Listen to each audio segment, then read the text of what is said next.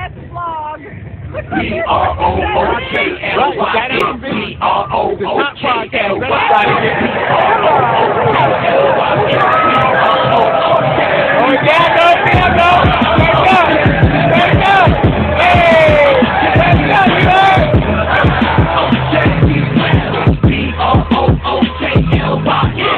Yo, it's Big Fan Breezy with the Brooklyn Nets vlog, and you see we got Moses Brown for the culture. He from Queens, New York, so they got stories of him. He talking about I remember when the Barclays was being built. He from UCLA, you know what I'm saying, third year, bounced around the league, but he found home literally. He found home and he good for the culture. He's somebody that is addition to the block party. That's what I'm talking about. I'm all the way with it. Shout to my guy Leaf Diggy in the building. He say he at work right now. So goody. We out here though. My guy, listen, shout out to my guy Leaf. You know what it is. We out here in these NBA streets, these YouTube streets, call it whatever you want to call it. We out here just making noise, shaking the scene. Like I said, man. Yeah, of course. Listen, man. On a real note, telling you, man, it's something different when you build a team when it comes down to culture. It has nothing, I won't say nothing. It has something to do with basketball and teammate sense of wanting to win together sense, not going from teammate to teammate from year to year since I think we found our guy. Moses Brown is on his second 10-day contract. He from Queens, New York. He the one of the homies. He's somebody that he probably went to the same bodega, all of that kind of stuff. He probably took, you know what I mean, been around the same places you've been around. Who knows? I don't know, but I do know that he's a Brooklyn Nets and he found home literally. Huh? Nah, JV gonna play him. Shout out to Barry in the chat, but JV gonna play him. Don't worry about that. Don't worry about that. JV gonna play him because he gotta give Clax rest. And Dayron Sharp is a better 4 than a 5. Shout out to Talking Nets. I was on there the other day saying that, talking about Dayron Sharp. He a better 4 than a 5. He a better 4 than a 5. And we keep him in the paint, he gonna grab rebounds. We don't need him to play perimeter defense. If he playing perimeter defense, he need help. He play help defense, and if he in the paint, we good. I think he play good defense, and he slap shit. Let's talk about it. He said we need a Leaf Diggy said we need a 11 man rotation. You know what I'm saying? Let's talk about it. Y'all know me, man. I've been heavy advocate. Shout out to my guy. This is JTV. We always talk about Dayron Sharp and what he brings to the team. Now is undebatable about him being the best rebounder because he get offensive rebounds, he get putbacks, he is good around the basket. And I think him getting more, he's got to be in that 11-man rotation that Leaf Diggy talking about. I think Patty Mills should play home games. I think we got a lot of home games coming up. I think Moses Brown gonna have to be included in that so that again a guy like Nick Claxton could be efficient in the fourth quarter. You don't want to play him for you don't want to feel like if Clax go to the bench, then we gonna lose because they're gonna take advantage by going to the paint. We want to feel like we got other players to defend, and that other player is Moses Brown. Moses Brown bounced around the league. And people may not say much. He just got cut by the Knicks the other day, and that's how he was available to become a Brooklyn Nets. But he's going to be the centerpiece. He's 7'2", 245. So his wingspan is there. I seen him grab some boards. I think he's going to be one of the better additions. He's one of the better additions. And I think him coming to the team such a latter part of the season that we're going to keep him for the postseason. And Jacque Vaughn is going to find a way to implement him into the rotation. I think he's going to be there strictly to grab rebounds. I think one of his biggest rebounds games this season was 16 rebounds in one game. So we're probably going to lean on Moses Brown heavy to grab rebounds. Like I said, man, he from Queens, New York, and yeah, man. They was talking about him. I was listening, seeing what's going on with him. And listen, for him to be this young, third third season, and he's 7'2", he's exact. Somebody like Jacques Vaughn. Jacques Vaughn could work. Jacques Vaughn, he funny. He said the water boy. Nah, Jacques Vaughn could work with him. Jacques Vaughn could work with him. You know what I'm saying? Jacques Vaughn could definitely work with him. I think the otherwise, and he don't really score points like that. When I'm telling you, like looking at his stats, his stats. What game was that? We had those rebounds. Sure. Uh, regular season. Okay, so he play this season? Oh, this is his first game of the season. Hold up. Did he play yet this season? Oh no, he did. He played for the Clippers. He played 34 games. He started one. Uh, yeah, he had 4 boards. So he had 4 boards in 8 minutes. I'm taking that. 4 boards in 8 minutes. That's good. That's good. Yeah, I'm with that. He's somebody that can contest shots. You got to shoot over him. When you get past, if you get past Royce O'Neal or the perimeter defense, you have to see over him to make the basket, and that's going to be hard to do. And far as foul trouble is concerned, we can make sure that Claxton stay out of foul trouble because now we got Moses Brown there to play defense to help Claxton. So this is a good thing that he on the team. Yeah, listen, yo, Barry, he could be mid, man. That's all fine. But at the end of the day, you gotta realize just the fact that he did to help us play. That's what's important. You know what I'm saying? That's what's important. The fact that he did and he gonna be a presence. Watch the field goal percentage for the opposing team change because he is playing defense with the Brooklyn Nets. He's just 7'2" with a wingspan. Like he's an NBA player. You gotta see over that. That's a lot. That's a lot.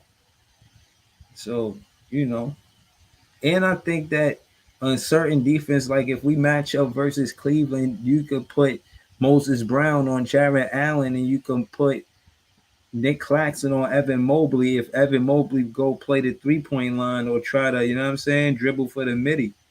I'm telling you, man, we got a good situation. We got a good situation. You know what I'm saying? Word. So I like that he's on the team, and I appreciate you. So I just wanted to let you know you're welcome. The big fan Breezy with the Brooklyn Nets vlog, Nets fans with the best fan show, welcomes you to the Brooklyn Nets. You got the second day, you got the second contract. That means you coming into the postseason with us. That means Jacques Vaughn sees potential. You know what I'm saying?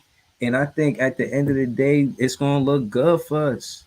Shout out to all the Nets fans in the building. Barry, the only one got jokes.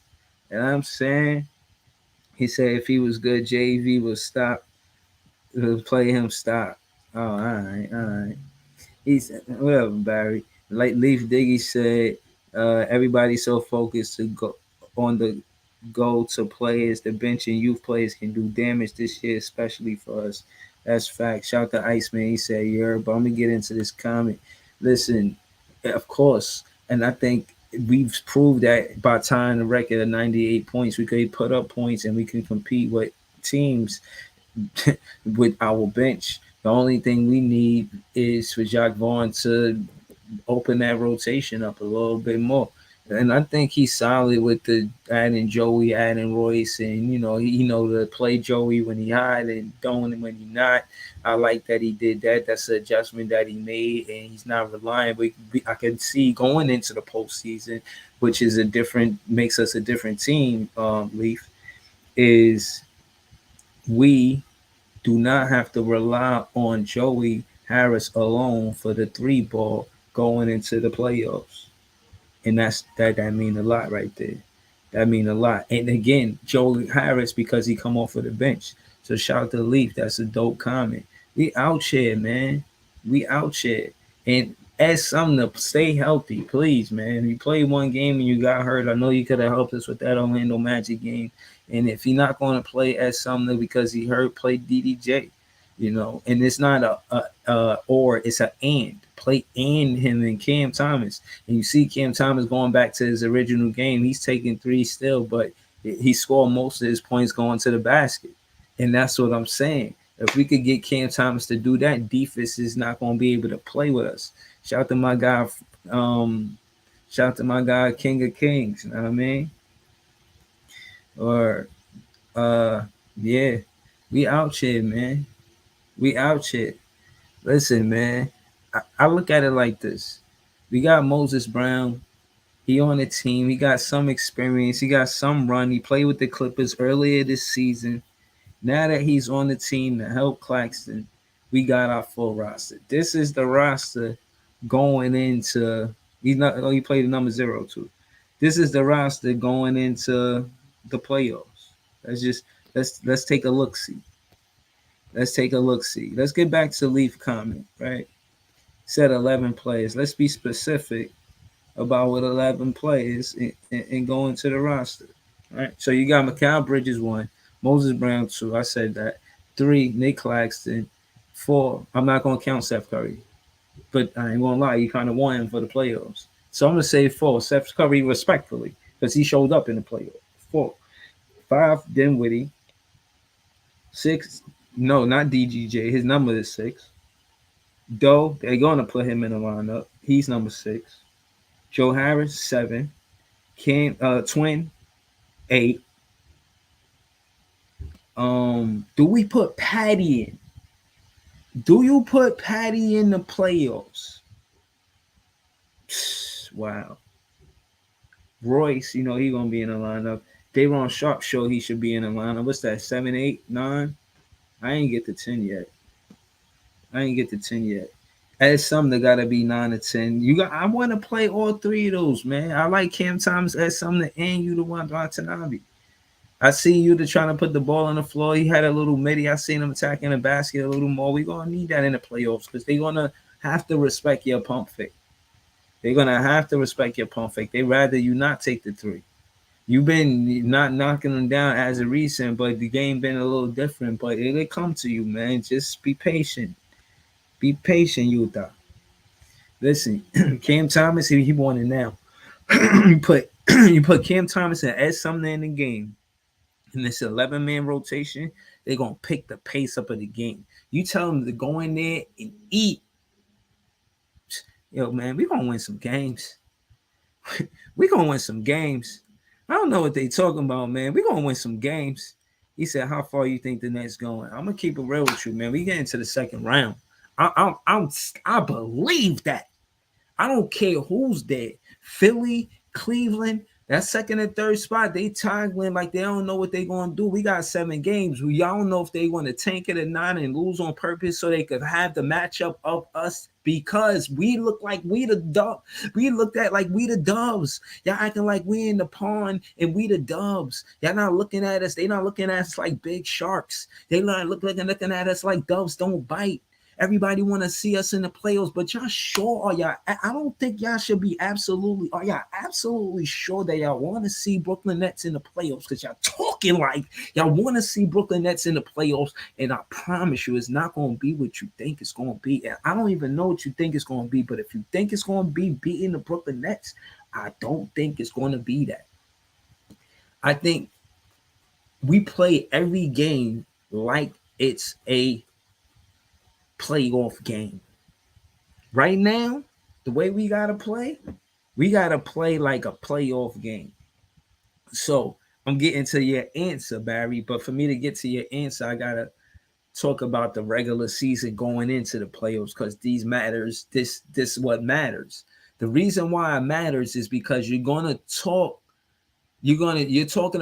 about a team that's you're gonna play constantly at a minimum of 4 times. So because of that, the regular season games are important because you're going to be facing different teams up until the playoffs. So you're going to go from facing different teams every other night to playing the same team. That's going to change, and that's going to be about chemistry, X's and O's, and knowing you know what I'm saying, what to do when it comes down to just having chemistry. And I think that's what the Brooklyn Nets fans is hoping for with the Brooklyn Nets players. We hoping they have chemistry. We want them to have chemistry. We need them to have some chemistry.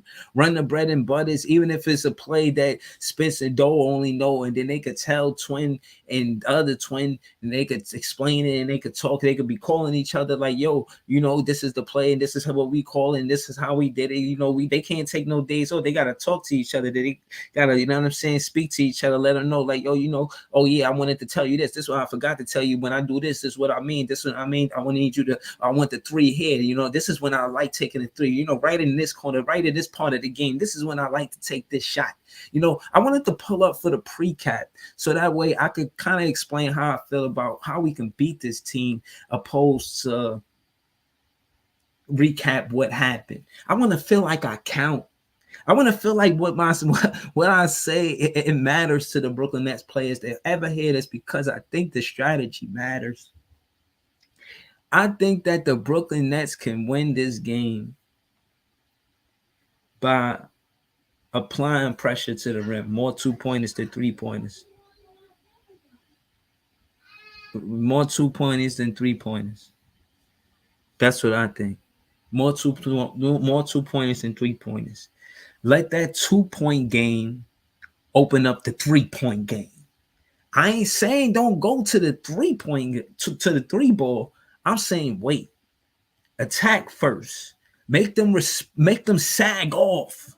Sag off your swag off. Oh, that's battle rap stuff, but whatever. Shout to him. You know what I mean? I think who was that? I forgot who said that. I forgot. It wasn't. Oh man. But anyway, when they sag off, they could actually give you more space as a shooter because they respect the fact that you'll knock it down. You know what I'm saying? If they see you attacking the rim, they're gonna have to play defense like, I'm not gonna just let them get to the basket. And that's when you start taking the threes. You don't just take threes, they're gonna easily get the rebound. You don't even give Day'Ron Sharpe a chance. And that's another thing. Anytime Day'Ron Sharpe, or even Nick Claxton, because Nick Claxton has been better with his offensive rebounds since Day'Ron Sharpe came in the game. Give Day'Ron Sharpe and Nick Claxton minutes together, man. I like it. I like it. Moses Brown, Day'Ron Sharpe could play with both big men. Moses Brown or Nick Claxton. We don't want to see Nick Claxton and Moses Brown together. We don't. You know what I mean? But in some, again, like I said, some matchups, it might favor us. You know, it might behoove us even, you know. You put Nick Claxton on Evan Mobley, that's good. And put Moses Brown on Jared Allen, that's good. We could do something. We could do something. So to answer your question, Barry, I definitely got us going past the first round. I got us winning that first round. I got us winning that first round. Cam Sumner said, Leaf Diggy said Cam Thomas and Ed Sumner need to be out on the floor together. That's facts. Frank said, get them likes. I appreciate you. Leaf Diggy said, Patty Mills for home games, but sneak him in. Hell yeah. Nah, he trolling. He said, Ben Simmons, stop it. I don't know what you're talking about. I don't even know how he even got in the conversation. He said, you think the Nets can beat the Sixers? Yeah. Oh, shit. Andre B said, yeah. He said, you could beat the Sixers. Yeah. Would you feel some type of way? I said that. You feel some type of way? I said that. Because that's what it seemed like. You know what I'm saying? That's what it seemed like. It seemed like you feel some type of way. I said that. You ain't got to feel no type of way that I said that, man. Oh, no. You ain't got to feel no type of way. You ain't got to feel no type of way, man. The reason why did I say that y'all could be beat is because the difference is that we got another player in Moses Brown. Y'all don't think Moses Brown is the difference maker, but he is. And If we can learn the X and O's and play efficiently and get chemistry while we play different teams leading to the playoffs, and we play the last division game, which is the Philadelphia 76ers, the last game of the season, for the last game of the regular season, because we're going to the playoffs. The last game of the regular season. Oh yeah, shout out to Nets fans, Iceman in the building. Yo, Yo, it's playoff weather, man. I'm ready, man. I'm hyped, man. We're yeah, gonna take that first round, you heard? yeah, Yo, yeah, I'm hell ready, yeah, man. yeah, man. Me too, man. Me too, man. I'm hyped, man. Yo, listen, we got the ball on our court. We in sixth place. We got the tiebreaker with Miami. It's not about other teams losing. It's about us winning. That's a fact. That's a Leave, fact. leave Diggy in the comments. He said, "What up?" Yo, what's good, Leaf? Yo, shout out to Barry Bonds, man. I say I'm not gonna mention Ben Simmons, man. That's retired, man. That's it. You convinced me, man. Yeah, nah, it's over with, man. we don't, you know what I mean, have to interest ourselves in such matters. You know what I Facts. mean? We trying to win basketball games. I think we do it one game at a time, and I think but I ain't really, a lot of times you pull up to the panel and you just be chilling. You, for the most part, you don't get a chance to, what I'm saying, say how you feel. So I kind of want to give you the floor. Now, I mean, to tell me how you feel. You said you got that playoff intensity energy. You know what I'm saying? What you think we do tonight versus the Houston Rockets? Yo, bro, I think we're taking that game. I think it's going to be a major adjustment. I think the guys are like they're recognizing their errors. I mean, granted, we didn't have Sumner, but if he's going to play today, I think we're going to see a different type of energy, man. I was really underestimating what he brings, man. It's just that spark, man. I trust him, and I think it was Leaf that mentioned that you got to put Cam Thomas with him. I agree because I think he knows how to be his driver, like what spots to put him because you Mm-hmm. can't put Cam at the point guard because he's gonna look for his shots. That's his game.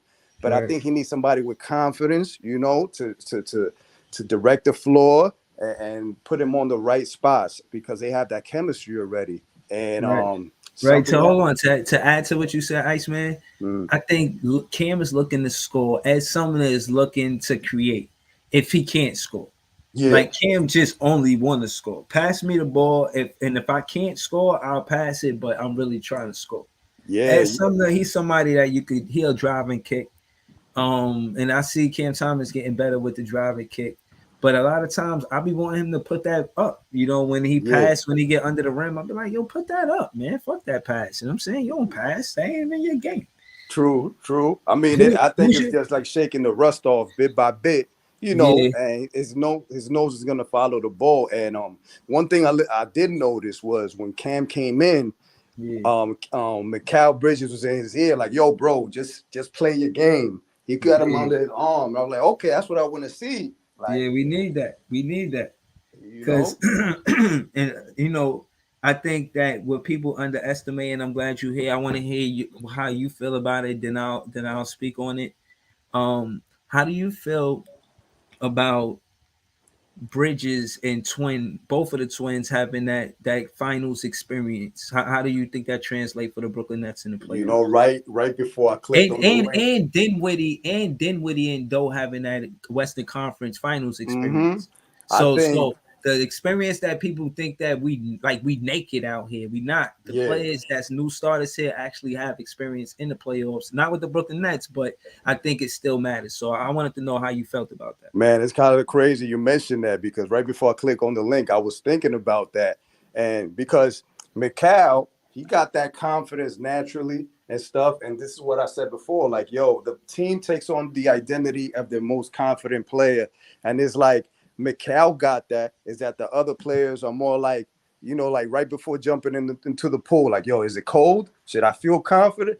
I think in the playoffs, he's gonna do his thing, but other players got to be like, oh, now I got to match his energy, and that's what that's gonna be the most important factor. I think that's gonna make a difference right there, and I think a player that's follow that is your man Daron Sharp, man. this dude surprised me. I think he's gonna be a big factor, man. Just keep on playing that game, and man, that second round is looking really, really reachable, man. I really think so, bro. I really do.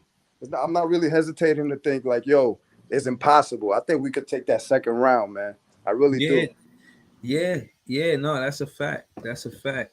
Um, Listen, I think the fact that they have that experience, it's gonna it's again like Nets fans are attentive to that. A lot of people just looking at it like, oh, they ain't got a lot of time together, and they're right. That's a large part of that is correct because you know chemistry is it takes you far.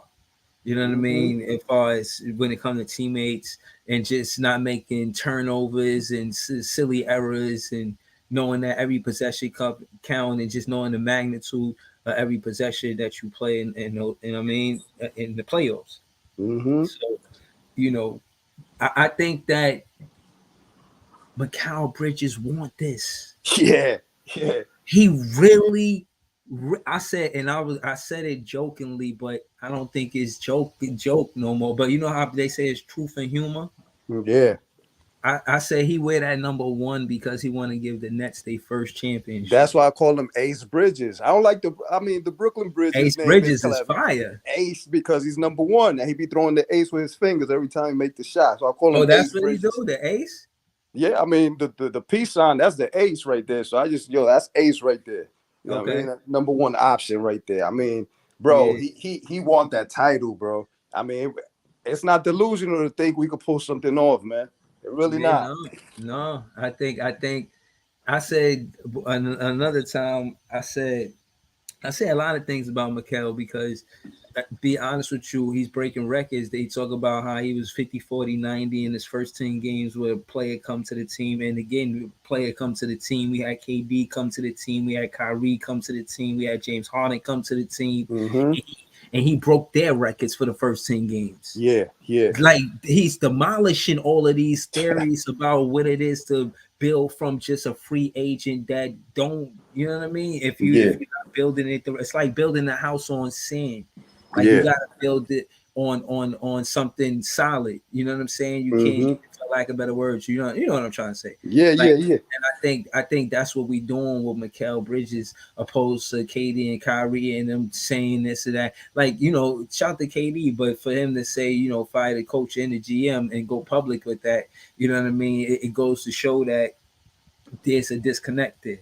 Yeah. And for a team to be on the same page and win the championship, it has to be a connect there. And I Mm-hmm. think the front office did that by giving Dinwiddie, uh, calling Dinwiddie like, "Yo, we sorry." They had to apologize to Dinwiddie. There's no way they just called him. I imagine Dinwiddie was just like, you know, Yeah. you know what I'm saying? Like, and it's just Absolutely. that Because little there was awkward rumors moment. that they You was know what about I'm to saying? trade That him it's with like, yeah. I'm back. You know what I'm saying? Because they was asking him in the media or whatever. You know what I mean? So I think culture wise, and this is why I did this vlog. Culture wise, us having Jacques Vaughn as the head coach, Dinwiddie back, and now Moses Brown and him being from Queens, I think that's Mm-hmm. good for the Brooklyn Nets culture. For real. Man, that's why I said that about Mikal, especially after that Magic game. Like he was going off, and it's like they got to match his energy. But it's not going to happen every day where Spencer Dinwiddie is going to go over something. That's rare. That's not going to happen ever again. You understand? So that's why I'm confident that somebody else but him is going to have that green light in their head. Like, yo, let's get this. Let's go. They're going to get that flashback, that PTSD of losing the finals, and they go, oh nah, I got to get that revenge. And then I like what we saw. Versus the Sixers. We had James Harden clamped down. He can't move like that. So it's going to be a problem for them. I'm telling you, man, it's going to be a problem for James Harden in the playoffs if they play us. Yeah.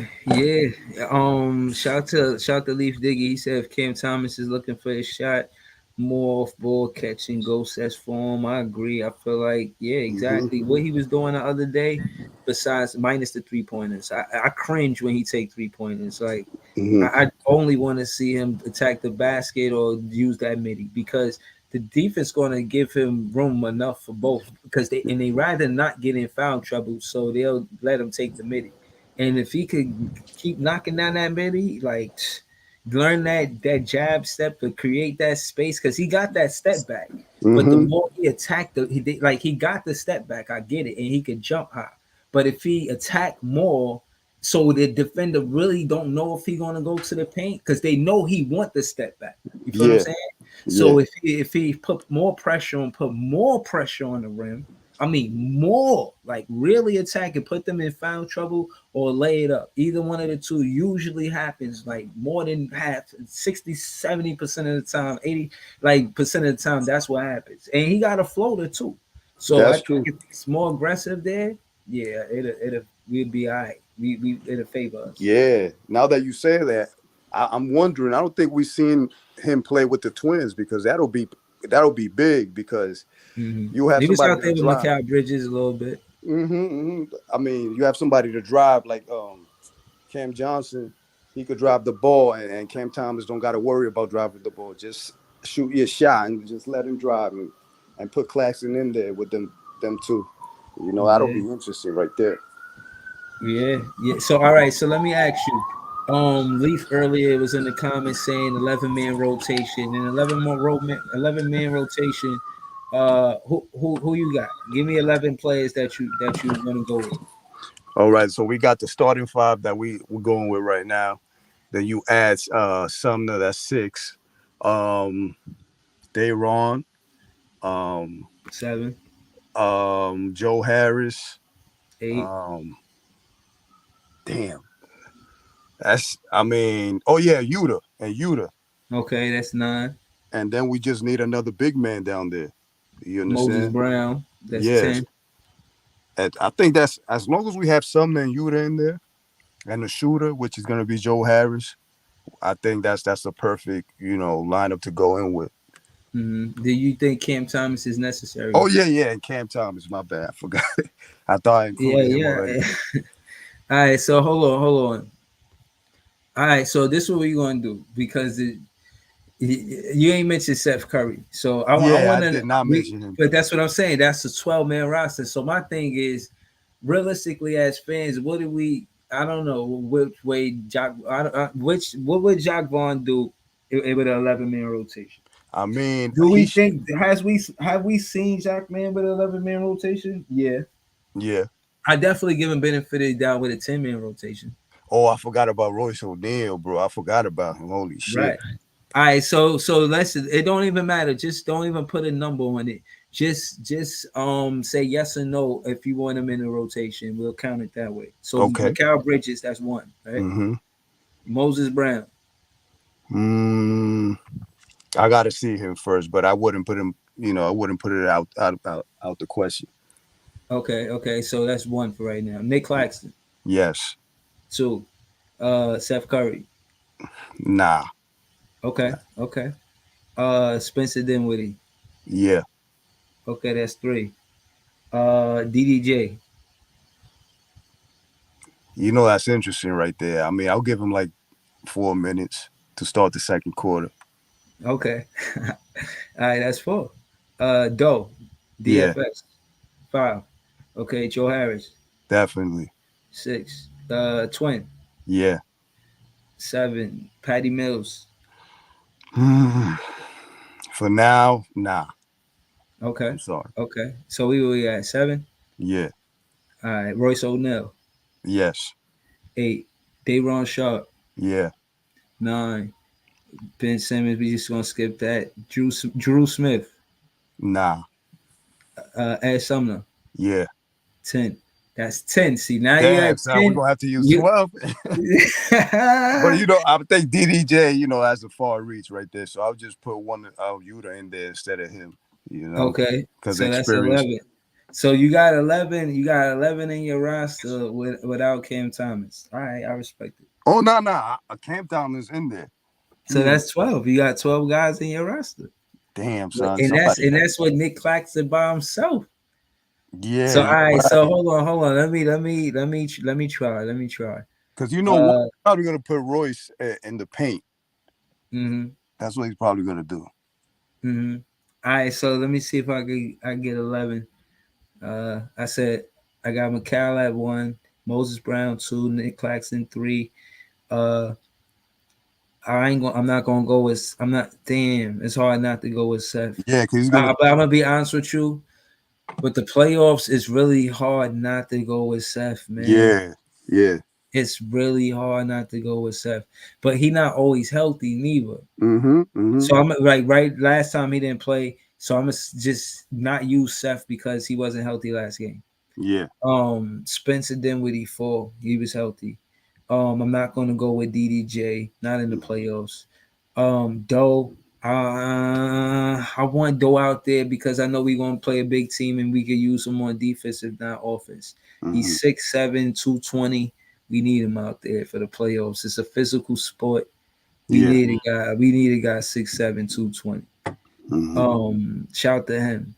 So I got him. I got Joe Harris. I got Twin. I got shit. I got Royce O'Neal, Daron Sharp. I want to put Patty Mills in there. But I might put Patty Mills over Joe Harris for the playoffs. You know what? Damn. But Joe Harris is 6'6" and Patty Mills is 6 foot. That's the thing. That's small. Yo, you liking that small stuff? Pause. Because we keep that. Defensively, a liability on defense. You know what I'm saying? I put him up. Nah. I'm not gonna do that. And then you got Cam Thomas. He's not 6 foot. He's 6'3". Yeah. I could live with 6'3". I could add something to 6'4". I could go with that. So all right. So I got, and then Yuta 6'8". I gotta get Yuta in there. Nah, he definitely got to play.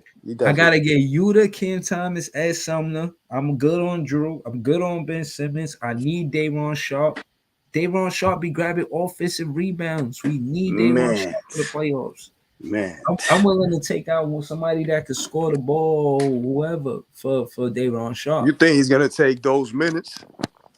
He gotta take. Yeah, hell yeah. If Doe get in there and he not hitting his threes, I need Daron Sharp in there to rebound. Definitely, bro. Because the first three he's gonna miss in the playoffs is gonna get me tight. Like, yo, sit him down. Word. Yeah, man. Yeah. So, listen. All I can say is I like what we got. I think we the underdogs in versus all of these teams like Philly or Cleveland, and even Cleveland, especially after we lost 2 down. But if they need a lane violation and beat us from the end of the game, they're not going to beat us, especially not we. And I don't really think they're going to beat us in a 7-game series for the simple fact that we know Karras and Jarrett. Yeah, we know them. You know what I'm saying? We know what they can do. And Donovan Mitchell is there. He nice, but you playing him 4 games in a row. You know, I think Jacque Vaughn is a good enough defensive style coach to stop a team after 4 games. It's one, we definitely not getting swept, and I could see we're not going to have the home court advantage, and which leads me to try to figure out what is our road record. I think we have one of the best road records in the league, but I don't know if the KD Kyrie thing has something to do with it. Hell yeah, dude. We 7 but we 8-13 since out of the 21 games we played after the All-Star. That's fair. After the trade joint. Because a lot of those 13 were close games by 1 shot or something. So it's not like something extreme. Yeah, you can see the standings right here. The away record for us is 21-19. Oh, okay. It got a little closer. All right. Yeah. Word. So, we do got more wins than losses on the road. That's good. But yeah, man, ultimately, I'm glad the Nets fans like that. Moses Brown is here. You know what I'm saying? I'm happy, man. I'm ready for tonight. I said tonight's game. They don't play tonight. They play tomorrow. Oh, shit. I thought it was tonight, too. Right. That's how excited I am for Brooklyn Nets basketball. Off that loss, man, I'm excited. They're going to turn it up, man. Our best feature is going to stand down the playoffs because they already know the seriousness. So it's going to be locked on defense. I always bring it back to that first game Mikal had versus the Sixers. I think that's going to be our identity right there, that defense. Yeah, turning defense into offense, making points off turnovers. For real, for real. Word. Yo, Breeze, I'm gonna step down. You understand? About Yeah, to yeah, take I'm care of out some there. I'm out the things. jet too, man. But that appreciate you. Shout out to Iceman, man. Good You talk to already you. know, bro. Word. Shout out to my guy Iceman, man. Nets fans is the best fans. We out here. Shout out to Yaki. I see you. Um, shout out to BG. Shout out to Leaf Diggy. Shout out to everybody that was in the chat. Um, yeah, man. I think we could win. I think we could win to yo, he's so Brooklyn. What up? What up, baby? What's going on, Nets fam? Oh man, chilling, man. You know, I'm here, I'm there, I'm everywhere, man. I was on Talking Nets the other day, talking heavy. I Yeah, was man. talking about My David Sharp. apologies. I know I haven't talked to you in a minute, man. Life's been kind of hectic and shit. A lot going on. I'm trying to catch you, but your ass been always get going on fucking late as hell, man. Yeah, nah, I know. Trust me, I know. But yeah, nah, I was about to. I seen you pull up. I wanted to hear what you had to say. I seen you out here though, man, and I think I seen you had a post about Ben Simmons and what we're gonna do, and I put amnesty clause, and yeah, man, I think that's the way we fix that though. But what you think is going on with these last 7 games, specifically next game with Okay, so let me answer the the Ben Houston Simmons Rockets? thing. Let me answer the Ben Simmons thing. So Ben Simmons, right now, I mean, we stuck between a rock and a hard place with Ben Simmons. Right? He's got one of the Mhm. worst contracts, if not the worst contract in the league. What the Nets have to do is they just have to wait around. You got to hope this guy shows up next year and possibly comes back to his normal self. Now, I'm not betting on that, right? I'm not betting on it, but you just got to hope he turns around cuz right now he has a bad contract. He has no fucking trade value, right? It's going to be impossible to move him. And I don't want to waste our assets to move his bum ass. So, the Nets got to wait it out, wait till his contract fucking run out, and just be done with him. Or maybe he comes around and he starts playing, and then maybe playing a little bit better, and maybe an opportunity arises to where we can possibly trade him. And I'm saying this for Joe and fucking Ben, because right now both of them got terrible contracts and they not playing up to their contract. The next 7 games from this Nets team, man. I mean, I know y'all seen the inconsistency, man. It's just killing me. But you know what? This is a new group. I just want us to find some fucking consistency. I know it's hard to say when you fucking got a whole starting five, like 4 new starters, like right after the fucking All-Star break, and y'all Yeah. like really haven't been practicing and y'all really still learning each other and shit like that. But us as fans, we want the best. A lot of people in Nets world want the Nets to tank so we can possibly get a better pick. I personally don't want that. I'm not a fan of that tanking shit because Mm. it doesn't always work out. I mean, I'm the type to where I want the team to play to the best of their ability and let the chips fall where they may. You know what I mean? Yeah, yeah. That's I just me. think I again, it is a lot of criticism about the front office, but what I will say is, I like their draft picks. Jared Yeah, Allen was Jared Allen was round one, number 22. Cam Thomas is right. 27. I like him as a Yeah, draft but pick, you and gotta David understand. Sharp You is gotta 29. I understand, like him as a Breezy. draft pick. But this is the first time Marks is going to actually be picking with higher draft picks. He's Right, never but he. Yeah, so it's right. going to, and this draft is pretty deep. So I heard. I yeah, heard. so we got what, like 2 picks in this draft. The draft is pretty deep. So Mm-hmm. I'm pretty sure Mars is going to do his thing. But these next 7 games, man, we got to lock the fuck in. The Nets got to learn how to fucking close games. I mean, Yeah. I mean, defense is supposed to be our strong point. I know we're going to struggle on offense at times, right? I Mm-hmm. know we're going to struggle on offense at times, but we need to make up on defense what we lack in offense. Mm-hmm. We That's a can't fact. go out there bricking, right? We can't go Basket out to there basket. bricking, but then on the other side of the court, you can't stop nobody either. Right. My You know what thing I mean? is, my thing is, we try to make our strengths, I know our weaknesses, our strength. So when I watch Right. the Brooklyn Nets start the game, they always try to get Doe hot. He's taking the first shot. I've seen him do that multiple games. And What I'm do you saying, think about Doe, bro? Don't right, right. But I feel though. Hold on.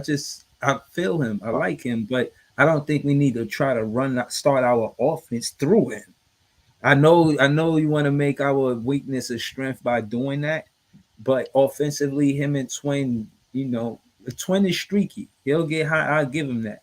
And he's been more consistent than Doe. Yeah. Do But you think he's worth 20 million a year though? no. I don't either. But I don't want to judge it off of the games that he played thus far because I want to look at it in totality of what happens from regular season to postseason. I give him enough elbow room or room for him to do that. I don't want to be that much of a judgmental, critical vlogger where I don't give him space to say whether or not we should, because as of now, I would say no. But if he balling in the playoffs, I'm like, yo, keep him. Especially if he get us to the second round, he part of the reason why we get to the Man, second we round. better make the damn playoffs, man. Yeah, but I'm not there. Like, I'm not there. I'm not one of those fans that's there. I feel like we're gonna make the playoffs. Like, I'll be honest. I feel hope like so. I hope so. I don't want us I feel falling like in the. We shouldn't even fall in the play-in, man. The thing is, the Nets. If you really look at it, Breezy, I tweeted this. They have blown or gave away at least 3 to 5 games, bro. After the All-Star break, I could count 3 off the top of my head. The Atlanta game we should have won when Trey hit that game winner. We should have won that Philly game when Mikal missed the goddamn layup on the baseline. And we damn sure should have won that fucking Cleveland game when we blew that 8-point lead with less than 2 minutes to go. Those are 3 games. Think about it. If we win those 3 games, if we don't give those 3 games away, we're possibly rivaling the Knicks for the 5th fucking spot. right. So what I need from them is I need for them to buckle down and be able to close out games. But like you can't. It's going to be hard when you go through these fucking scoring spells like they do. The thing is, when Mikal's going to do what Mikal does, we know Kel. He's not a number one, but he's well on his way to being a star. Everybody can agree with that. He's Yeah. very efficient, very smart basketball player, very skilled. I say he wear the number one because he gonna give the Nets their first championship. I think he's someone they will make the face of the league. And again, with all of the attention they got from players, the front office, from KD, Kyrie, and James Harden, Mikal Bridges is the perfect Right. fit. But For this the, my he's, thing. hold on. This my thing, He's the perfect face or fit for the Brooklyn Nets to build around. If there was ever a player for the Brooklyn Nets to build around, right, it's Mikal Bridges. But here's my thing. So we need our role players. We need our other players to help him score the ball. We can't have Dory Finney Bricks out there fucking building houses in Brooklyn, my nigga. You building all this architecture in Brooklyn. Like, you've been bricking since you got here. You've literally only shot the ball decent 2 games. Like you said, Cam is very wishy-washy. You understand? Who else we got out there? Just, Royce has been shooting the ball well. Joe's wishy-washy. Seth wishy-washy. We need more consistency from these guys.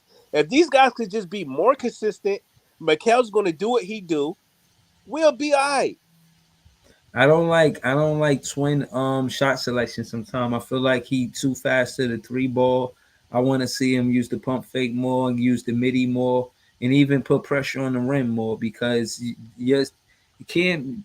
Twin is he at a size where he's going to get fouled if he drives to the lane, Right. or he's going to score the ball. Either one of the two mostly happens. So I want to see him use his IQ of knowing that his pump fake could get him to the basket. Right. Don't get me wrong. I think Cam Johnson I would like him on my team. He's scrappy. He plays hard. Yeah. He's a good basketball player. Yeah. My thing is, I just need a little bit more consistency from him. You can't play like real good one game and it's just the up and down shit. Like, damn, can you at least play 3-4 games before you have a bad game?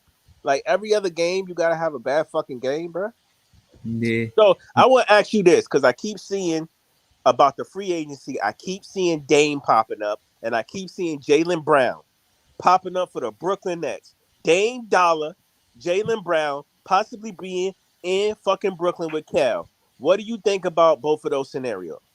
I say no and no. One, Dame, we missed him in the draft. I ain't gonna lie, that's just painful because that happened. we had a chance to actually draft Dame, but we didn't. I think Dame is he too I'm a winner without basketball mentality. We don't need that with the Brooklyn Nets. The NBA, the Brooklyn Nets don't have a championship. He's a great player, and I'll never take anything from him. But his mentality is, I'm a winner without basketball, and we know you're a winner without basketball. You know what I'm saying? You definitely a winner, bro. You're a That's true. millionaire. You know Can what I'm I saying? say something real quick, Breezy? That is true. But however, I still think Dame is a very highly competitive basketball player. Right, I but mean, what I'm look, saying we is just more. had How Kyrie, much do you contribute morale? right? But look, And we just a had player Kyrie, wanting to be at a place, a team, playing for a specific team. right? I'm just saying, we just had Kyrie, and he was just the same motherfucker. That's like is more important things than basketball. So he was here. He kind of said the same shit when he was on his Kyrie Irving, Kyrie Luther King shit. When it's more important things than basketball, this, that, and the third, and he Right. still went out Listen, there and competed. I you got think. Go yeah. ahead. No. I was saying Mikal Bridges. He best ability is availability. He ain't missed an NBA game yet. And my thing is, we need to realize that that's who we need to follow right now. That's what we That's true. not because I get because that. I get and that, Breezy. But I'll add this last thing, and I want to hear you or hear what your okay, rebuttal or what you're gonna say. He has something to prove. KD and Kyrie came here with their reputations of what they did before they got here, before they got to the Brooklyn Nets. Mikal Bridges, he had a reputation, but he's proven that he can be a number one option. You know, and I think because he wants to prove something, he has more to prove than Kevin Durant and Kyrie Irving by winning with the Brooklyn Nets. KD and Kyrie, they leave, and it'd be like, not to say they don't want it, but I think Mikal Bridges want to win a championship with the Brooklyn Nets more than KD and Kyrie did. I'm saying that. And I'm only saying that because KD and Kyrie got championships before they got here. They got those championships. So, look how fast they would get traded. They not worried. They not living and dying off of their career here. You know what I'm saying? They not on it like that. They not as serious about winning with the Brooklyn Nets as we thought. And if they were, it wouldn't have went down the way it did, in my opinion. But I don't know, man. They was on that I don't need no coach shit, and then we finally got a coach, and they still want to trade. So it had more to do with the front office than it had to do with Steve Nash, because Jacques Vaughn is a good coach. You know what I mean? And then maybe it was just business. I don't know, man. I don't know, man. I like what's going on with what we got though, and I'm confident going into the playoffs. I think we could win. Of course, I'm gonna say 7 games, but I don't. I think if we win, I will do what we supposed to do.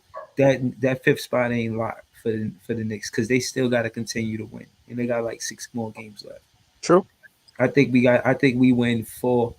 I think we win 5 out of 7. Hopefully 6 out of 7, but yeah, optimistically 7 out of 7. But realistically, I think we can win 5 out of 7. I'm saying that. Realistically, I think we can win a 5 out of 7. For real. What he said. You okay? So Happened on are you KD right finished? now? Yeah, I'm finished. Okay, so I think we could win 5 out of 7 too. But however, I'm not trying to be a downer. I just seen the Nets. Oh, I've seen the Nets over the years always miss opportunities. It's like they play down to their competition. So even when they played Orlando, The Knicks just it walked didn't this. surprise me that Orlando beat the shit out of the Nets because we were on a back to back. I knew these guys wouldn't be locked in, and Orlando is a young, talented team that got some young horses. Now, getting to Bridges, I like Bridges. I think he could be that number one guy, right? But however, we need another scoring option because this team falls into too many scoring spells, and you cannot depend on the role players. So the Nets are either going to have to do this 2 ways. They're either going to have to do it organically through the draft and just improve around the edges based off of who we have, or they're going to have to use some of those assets and go and try to poach a star that's ready to leave where they're at. You know what I mean? So I'm gonna I'm be honest with excited. you. I'll be honest with you. I think we need more help. I'm Yeah. excited to see what's going to happen in the future. As far as the moves and stuff that's going to be made, and as far as how the roster is going to be, what I mean, put together.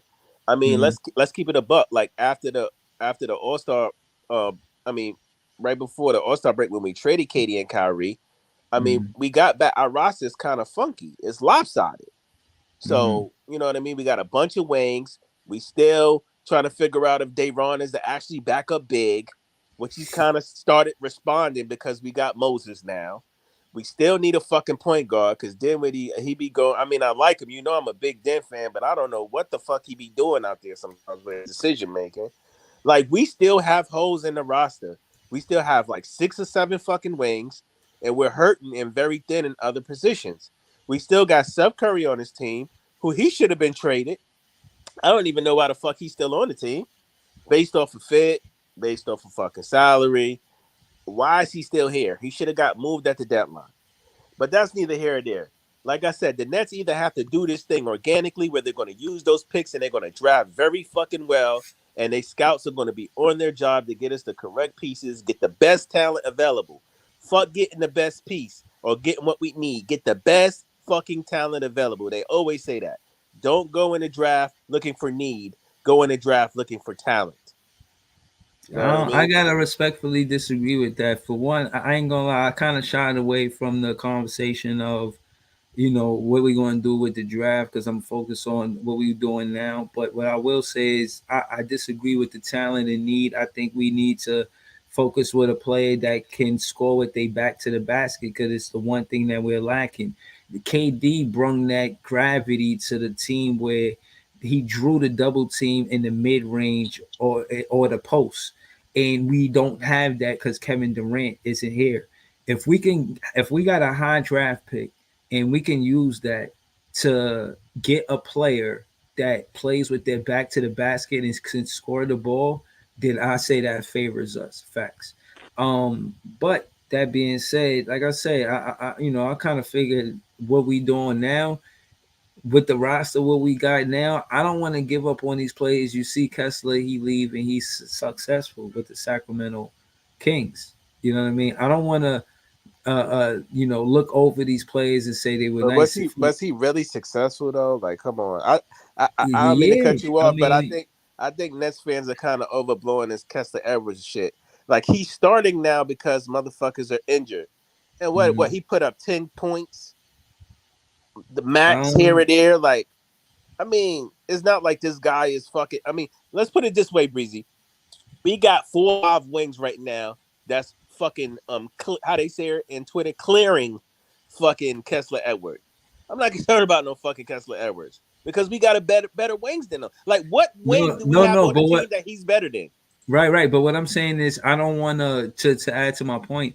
I don't want to how you say focus on draft picks before we focus on the ones that we drafted already. I want Cam Thomas to get his opportunity, even to Ed Sumner. I think Ed Sumner is a real good plus for the Nets, but Hell he got to yeah. say he has trouble staying healthy. You know You know what I'm why Ed saying? Sumner is a good plus? Because Ed Sumner puts pressure on the basket.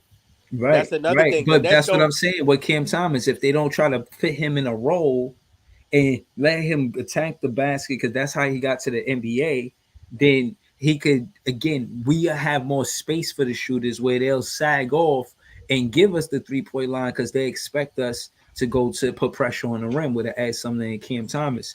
But shout out to Coach Gladney. I know Ed Gladney's Amazing World of Sports. He said, "Peace and blessings, Breezy. Phenomenal work as always. Respect." Shout out to him. He a Knicks fan. We get into it. I'm gonna be on Heart of the City later. At 8:30 they start. They took all sports in New York, and it started at 8:30. And shout out to my guy NYG22. Shout out to Jeffy. Shout, what I mean, shout to them. You know what I'm saying? So pull up if y'all ain't doing that. Y'all want to talk any kind of basketball about? I mean, just pull up, man. It's a lot of fun over there. You know what I mean? Specifically to you too. Both of y'all, he's so Brooklyn and John. What up though, John? How you doing, man? What's going on, man? We I was talking about Moses Brown earlier and how he good for the culture because he's from Queens and I think he found home literally. You know what I'm saying? Yeah, I was kind of shocked when I saw that they signed him to another another 10-day. But I'm kind of glad for him because they didn't really give him an opportunity to do anything on the first one. So it's only right. And plus, they lit a fire under him, in terms of making bringing the best out of him, knowing that he has competition right behind him. And I think that's what is needed for this team. Competition breeds success. When okay, you look over your shoulder. If you don't play good, this guy could just clip you out. It's going to bring the best out of you. So that's a good thing in terms of what they're doing. But I heard the show last time. I got a couple qualms with you, man. I got like in regards to the Spencer Dinwiddie thing. You kept saying this is Spencer Dinwiddie's team. I'm like, come on, man. Spencer is mid at best. Like, no disrespect to him, but he's mid at best. Like, he's a bench player. Whole team, Mikal Bridges. No. It's a team. It's a team collectively of players. If they play together, they could win together. That's what this team. They are family, right? Like, don't get it twisted. When Mikal Bridges said what he said, that was just to bring unity, so there's no gripes or nobody like, hey, I should be the leader. This should be my team, because we don't have an alpha. We don't have an A1. Oh, this is the guy. We don't have that yet. Like Mikal, granted, he's good, but he's not an A1. He's pretty much like, let's say, for instance, equivalent to what's the guy from the Bucks that plays alongside Giannis? Middleton. Yes, Middleton. He's equivalent to a Middleton. Like, Middleton's not going to take you to the finals, but he's a good helpmate. He's a good Robin. I got Mikal playing. Yo, that's a dope matchup. I want to see that in the playoffs. I want to see the Bridges Middleton matchup. That's it. We got to play our best basketball, because that was a big letdown. But I kind of saw it coming, just based on the fact that Sumner, he's such a spark plug. He plays so hard. He injures himself because he just attacks the rim recklessly.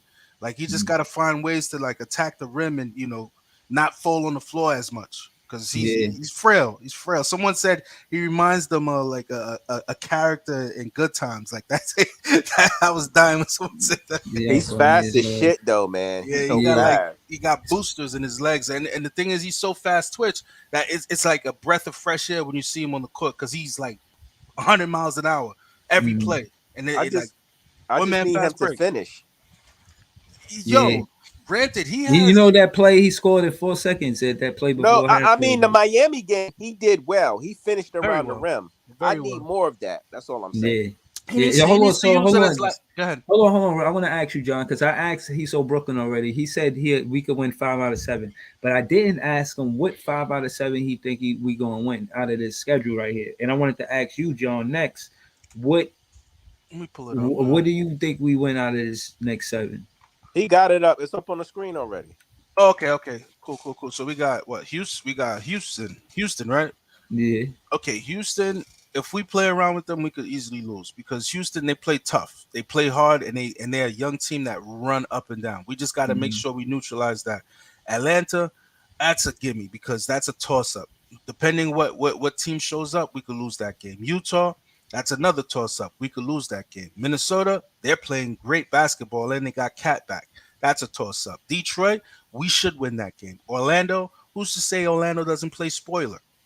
Philly, it all depends where Philly's seeding is at. If Philly feels, hey, we want to go up to the 2 seed, or we got a chance at the 1 seed, depending on how they finish off, that might be a game where they come at us hard. Or pause. Or they could just say, hey, you know what? You can have that, whatever it is. Right. Whatever happens. Exactly. So who knows? And plus, they got injuries that they're trying to pretty much preserve, with Embiid and Harden with the foot injury.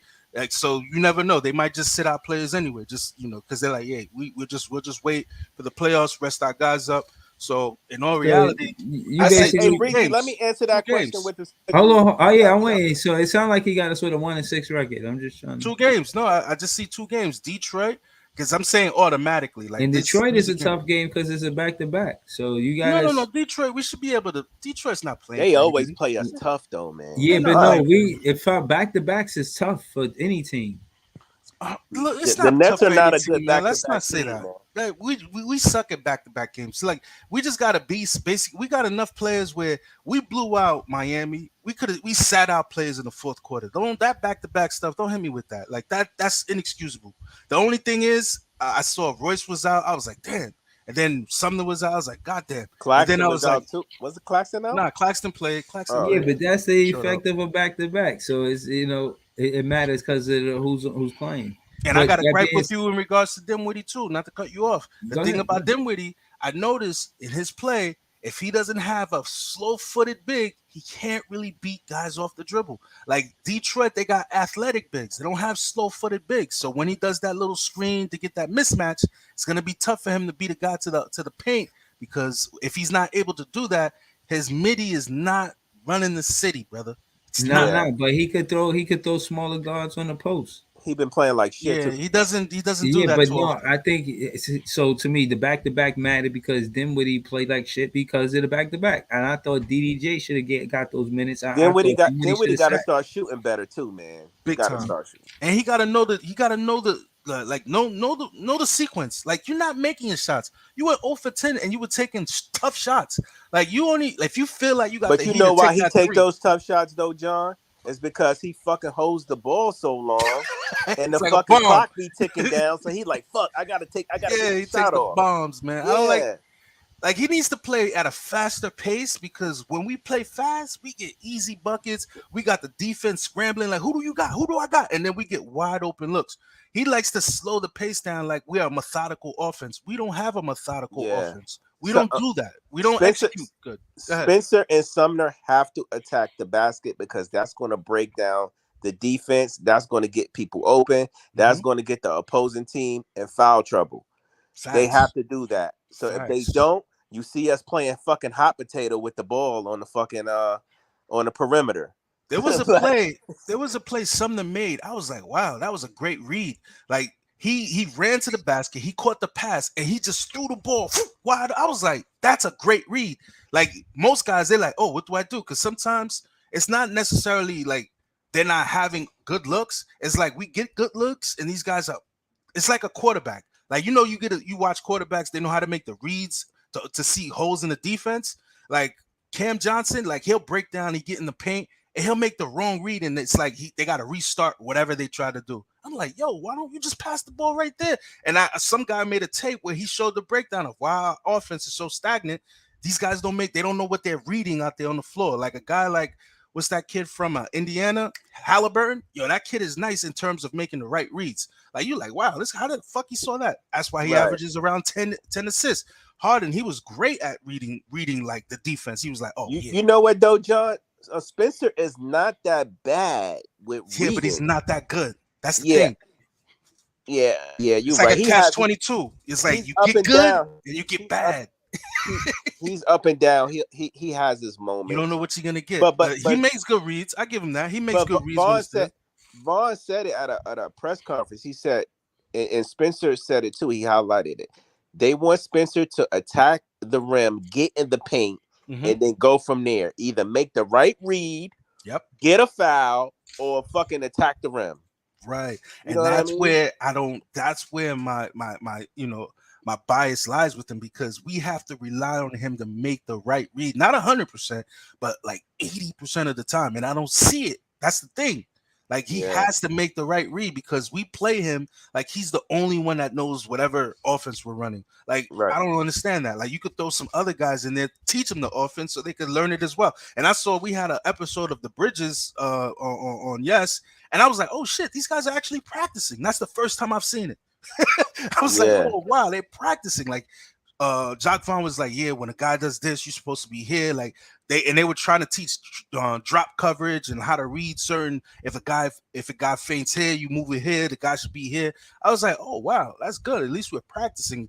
But I want to see it come to fruition when we get out there and we play, because you know what another thing is though, we get lost on defense a lot. These niggas be like, I don't know what the fuck they be like. We don't get back. We don't get back on they defense. Be procrastinating or something, or thinking about what they doing after the game, but they be losing players. Players be cutting to the basket, blowing right by them. Put it this way: when we make shots, we have you got to make shots in order to set your defense. When you're missing, you're not going to be able to set your defense, because now you're just running back on defense. You're panicking.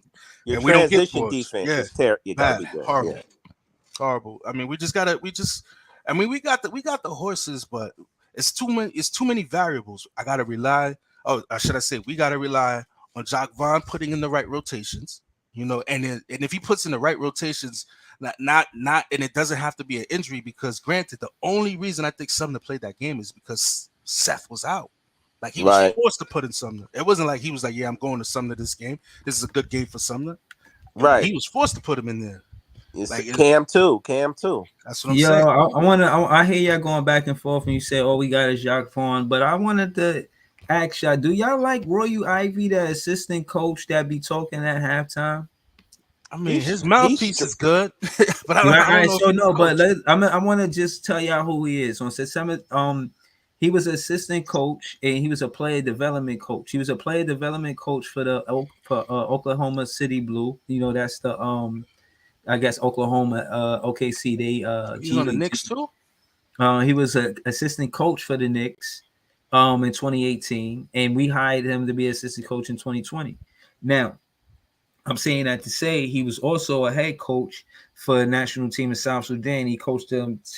He coached them to their first major tournament. So what I'm saying is, also as a player, he went to the finals with Kevin Durant as a player in 2012 and with OKC. So what I'm saying is he's been around and he's somebody good in the locker room. So again, Nets fans know this. Other fans probably don't matter to them, but it matters to us. I'm saying that to say, listen, don't sleep on us. Don't count us out yet, man. We got some guys on our team, and I'm doing the most, getting these extra stats, but that's just me, man. I respect you. I'm a big fan. I love it, but here's the thing, right? Some of these, like he's on a team, but what role does he play where he has a play development?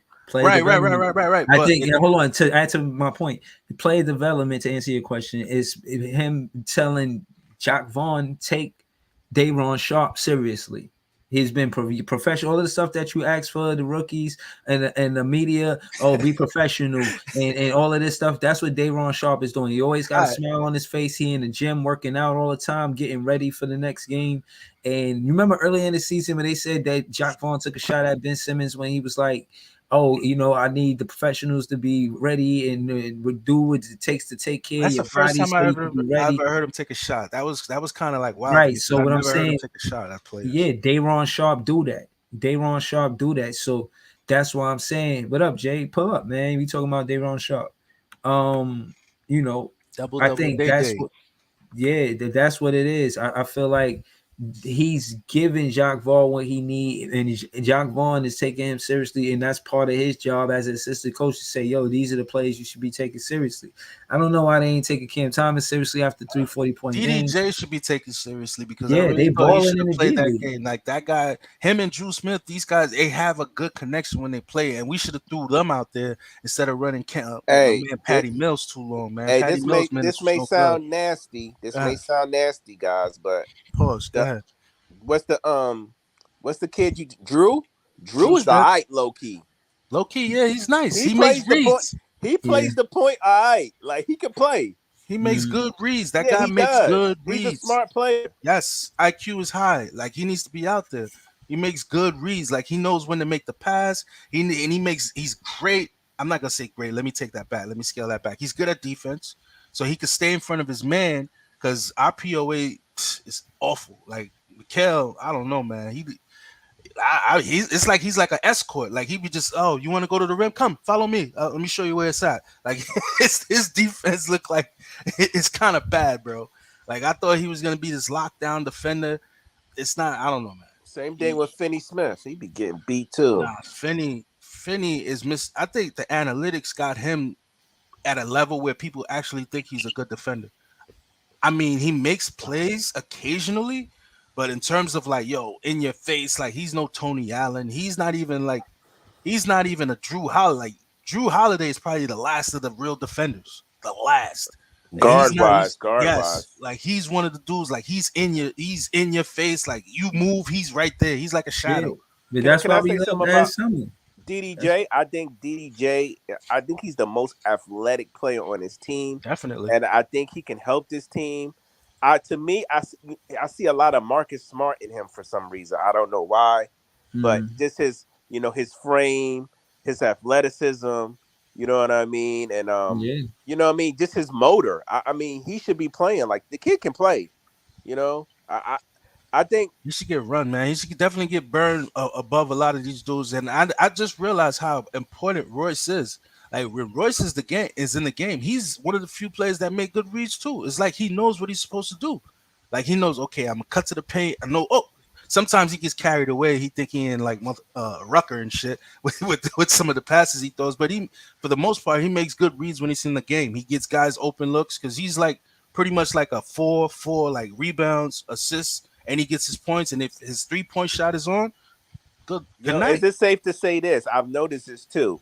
I know we've been harping on Spencer, but Spencer and Royce have a little connection, man. They play well together. Yeah. Yeah. Yeah. They Yo, seem to- Spence know how to pass, man. He's a fast passer. Like I seen him whip it to Royce. You know what I mean? He give Royce enough space when he passed Royce the ball to shoot the ball without the defender running the contested Yeah, shot. you got My thing with Spence is I want him to stop fucking shooting. Stop just throwing shit up looking for fouls. If you're going to shoot the ball and make the shot. Yeah, man. yeah, do that, man. You know what I mean? Like shoot the ball to make the shot and stop crying to the officials about every call and not getting back on defense. Yo, he brings me back to when Harden, like last year, I think it was last year when Harden, when they implemented that rule where you can't bait foul, and Harden was every time like, oh, where's the foul? And I'm like, yeah, that's Harden. He wasn't getting it. You're not gonna get it, brother. Yeah, Just get Trey, back on that's that Trey Young shit, man. Yeah, Like, just get back on D, man. Or try to make the shot. Don't look for the foul. Just I go up. tweeted the nigga that I'm like, Spence, you're not a star, bro. I don't want to be rude or nothing, but you're not a star. You're not going to get those calls, my nigga. That's just the reality of it. Yeah, that's life, man. Yeah, like Just come deal on, with man. it, bro. Just deal with it and just move on, man. Because you complaining with the refs and not getting back on D. And mind you, we got lucky in that Denver game because when he didn't get that foul, and granted, that wasn't a foul. That white boy on Denver locked him up. Like he locked him up for that play. Like Spence, I was like, damn, Spence, what move were you going to? And then he fouled Jokic on a break. I was like, what the hell? And even Mikal was like, what are you doing? He was just like laughing. I'm like, yo, that's dumb. We up by 2 points. Why are you fouling Jokic? And luckily for us, Jokic missed one of those free throws, and we were still in the game because he True. could have just cost us that game. I was like, yo, But you know, but I could go back to the Philly game and say James Hart fouled Spencer on the baseline. right. And But that was the didn't get beginning. called. Right. That and was the beginning. No, That was told later. you That was in the fourth no. quarter. When I mean the beginning, that was the beginning of letting him know he wasn't going to get those calls. Right. But it came out in the what did they call it? The L2M report. Yeah, last 2 minute James report. Harden actually fouled him. You cannot cut the baseline off like that and not allow the player to be able to utilize the baseline. You're That's not gonna call it for him. That's just the bottom line. Like he gave up on the play expecting a call. I was like, yo, you got to just play through the whistle, brother, because in the playoffs they don't call. They really call, and it wasn't even giving calls to KD. I was like, yo, that's a foul. KD wasn't. He was just playing through it, and that's why I respect KD. He plays through the whistle, regardless. You got Harden ain't get that whistle when he was with Brooklyn. I don't know. Maybe it's a thing about Brooklyn. We don't get the calls like we're But supposed they said, but fellas, they got a thing about they got this analytic to where they look at the teams who get done wrong the most with wrong calls, and the Nets are fourth on that list. Wow. In the NBA. Wow. We get fucked the fourth most in the league when it comes to incorrect calls. Who's the first? Sacramento? They used to say Sacramento. They don't get those the type of calls that they're supposed to get. Like if you get fouled in Sacramento, it doesn't matter. Like no one hears. It's like a tree falling in the woods and no one's around. Nobody cares. No one cares. Oh man, that's crazy. But another reason. So this is where's their reason of why we didn't get calls with KD and Kyrie. They said because they don't really attack the baskets and they settle for mid range, which is somewhat true. But they still get fouled when they get fouled on the wrist. Guys, try to clip them on underneath. True. A foul is a foul. I don't care if you're going all the way to the hoop. True, or because I have seen motherfuckers hold Kyrie jersey the whole way driving to the rim, push him with their forearm, like do all types of little sneaky shit. I've seen them do the same thing to KD. So just because they're not fully getting to the rim, don't mean they're not getting fouled on their way to the rim or on a drive. You know what I mean? Like, I was watching this. I was watching these dudes talk the other night, talking about like Ben Simmons. The fact that, like, the thing is, no one brings up the real. It's not Ben Simmons' fault. He's the way he is. Like, no one's pointing the finger at the real person. Like, no, like, yo, I'm gonna call Sean Marks Mr. Mop Up. Why? He's like a kid. He messes up and he's like, let me clean it up. I'll clean it up. Don't beat me, please. This guy should have been fired a long time ago. Like, no, like, granted, not to pull a race card. If this guy was a black GM, he would have been fired immediately. Yeah, you don't get a shot. You don't get that kind of opportunity. Yo, when you have shout to y'all, man, for holding it down, man. No worries, no worries. You don't get a shot where you have 3 of the top players in the NBA and you fail, and then you get another shot to do something else. You don't get that chance. You don't put together a team where you get rid of all your assets for James Harden, right? And then it messes up, blows up in your face. You're unable to sign him, and then the guy leaves. You trade him inside your same conference, Atlantic Conference. You didn't have to, for a dude who's not even playing, who didn't play the whole year, right? For another team. It's like, y'all take your trash, cool. Yeah, I got right. Yeah, and I kind of. The guy doesn't even play for the playoffs, because in all reality, we were 1 man short for the playoffs. People fail to say that because we didn't, like, we gave away Harden, but Ben Simmons never suited up. Right. So I want to say something about Sean Marks, because I agree with 75% of what you're saying. So I'm not going to blame the Brooklyn breakdown on Sean Marks. I'm going to blame Sean Marks for consistently going in year after year with holes and missing pieces in the roster. I'm going to blame Sean Marks for fucking always getting beat on trades. I'm going to blame especially that Ben Simmons trade, because listen, if I got KD, Kyrie, and Harden, I'm getting what the fuck I want. Okay? The thing is, we catered to these stars too much. Harden wanted to go to Philly. Harden just listening to him. Yeah, Harden went to Saad and told him he wanted to be traded to Philly. So that tells me he coerced with fucking Morey before that shit was done. I can't blame Marks for that, for Harden being a dirtbag. No. I blame him for the fact that you don't trade a guy within your, like, usually those trades never happen. No one trades. It's like us trading our best player to the Knicks. That's true, but you got to understand too, this is a players' league. You understand?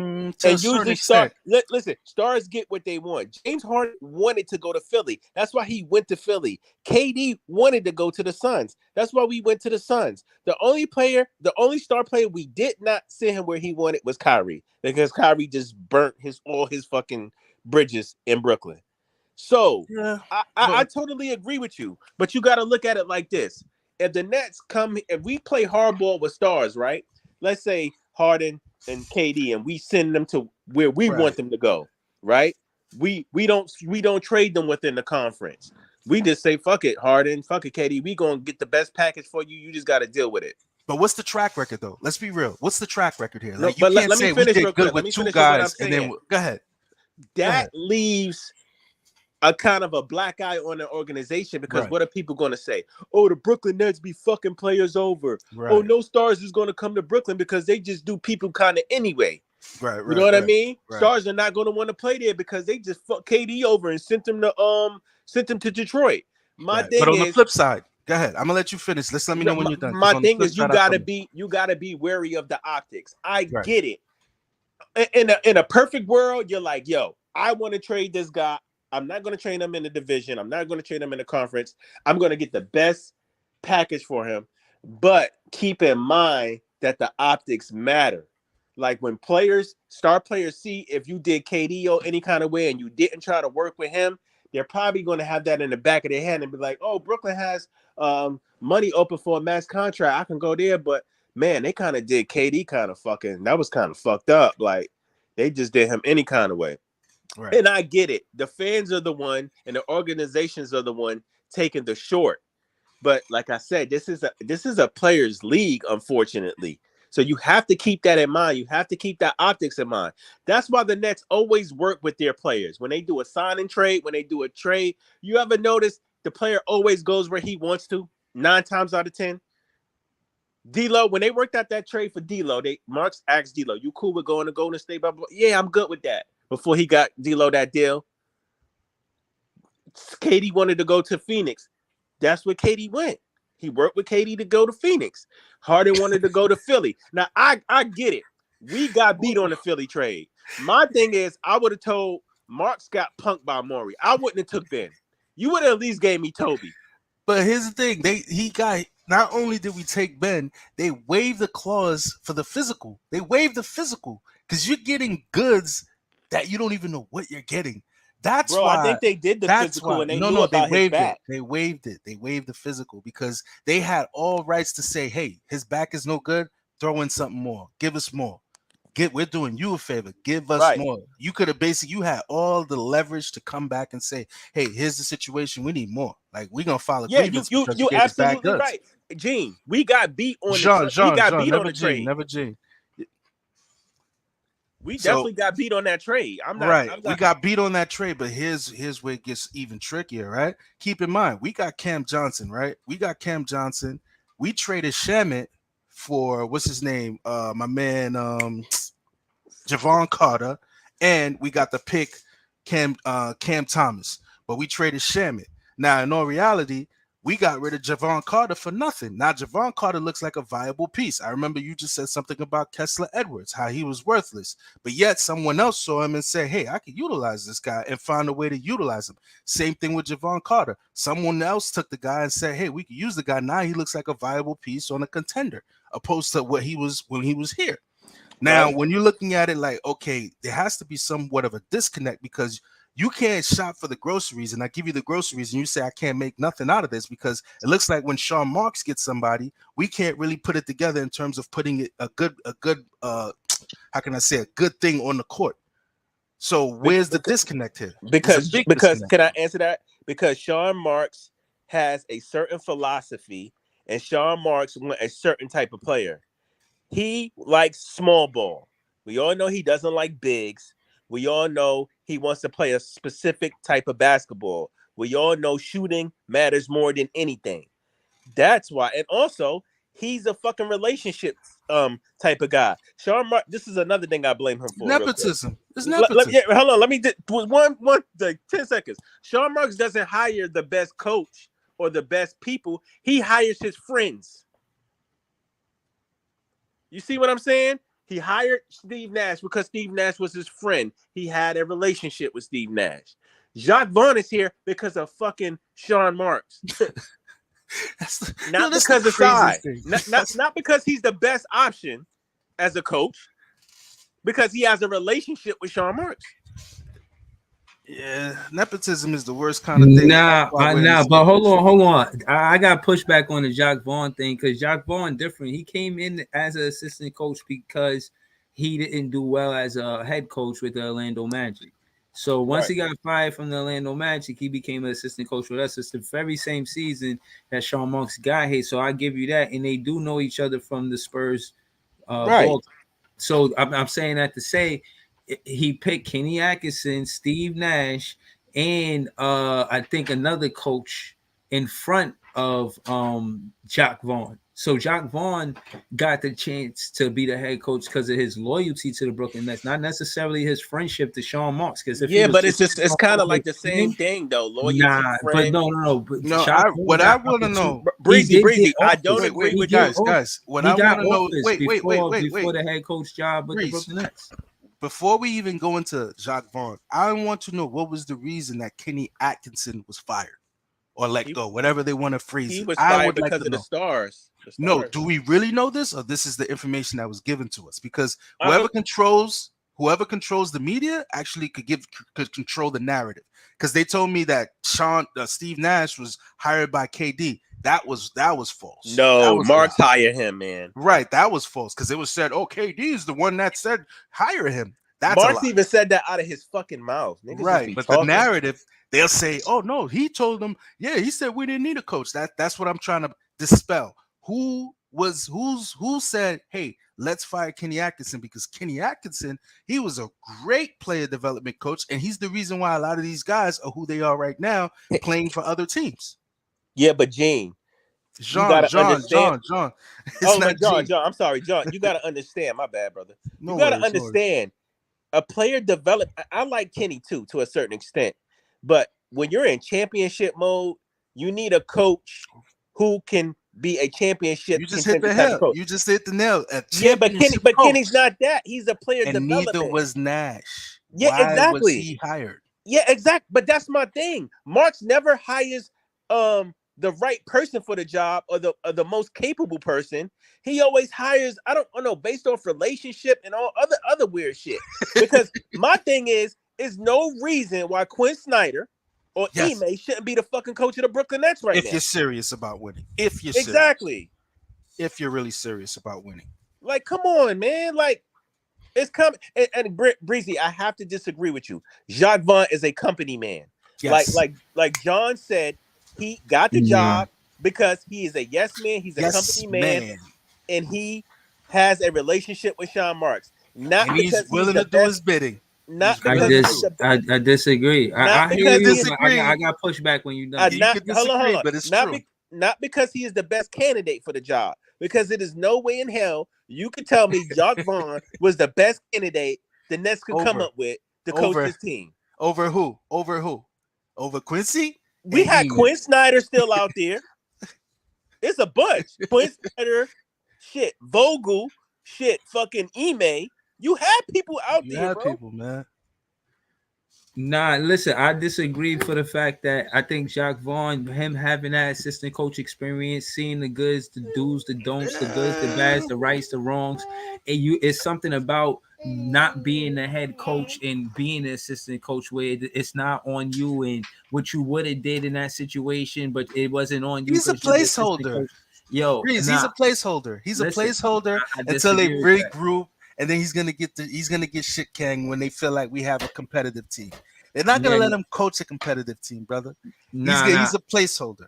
I'm telling you, he's a play. I mean, we can revisit this down the road. You'll see it. Y'all might listen. Credential wise, you could give it to Quinn Snyder as far as proving what being proven, and also an Ime over a Jacques Vaughn. But fit wise, he's the better fit. He could have took head coach opportunities elsewhere, decided to stay, and that loyalty is part of what we need to build on as far as culture. And we didn't get it out of the free agents, out of Kyrie, KD, or James Harden, but we got the loyalty we needed from Jacques Vaughn. And I think that but loyalty is not going to win you basketball games. That's better than Ime or Snyder. You can spin it however you want, Breezy, but it doesn't mean it's loyalty. Is loyalty? Let me ask Breezy this: is loyalty winning you basketball games?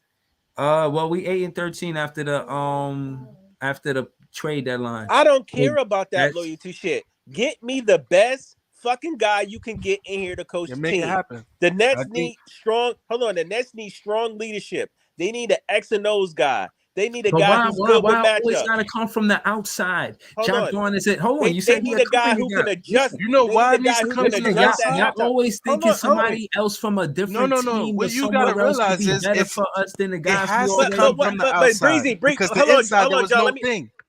John, let me answer that. Let me answer real quick. Breezy, what does it matter? Who cares? Because at the end of the day, it's all about winning. Who gives a shit if the guy was with the fucking organization for 8 years? Watching it crumble from the inside out. Hold on. If he's not the right guy for the job, you don't fucking hire him. No, I'm not saying, but I disagree. I think the loyalty shows why he's the right guy for the job. Because listen, the lack of loyalty got James Harden out of here, Kyrie, KD out of here. The lack of loyalty got Spencer Dinwiddie traded in the first place, Jarrett Allen and Karras traded in the first place. The lack of loyalty got us losing.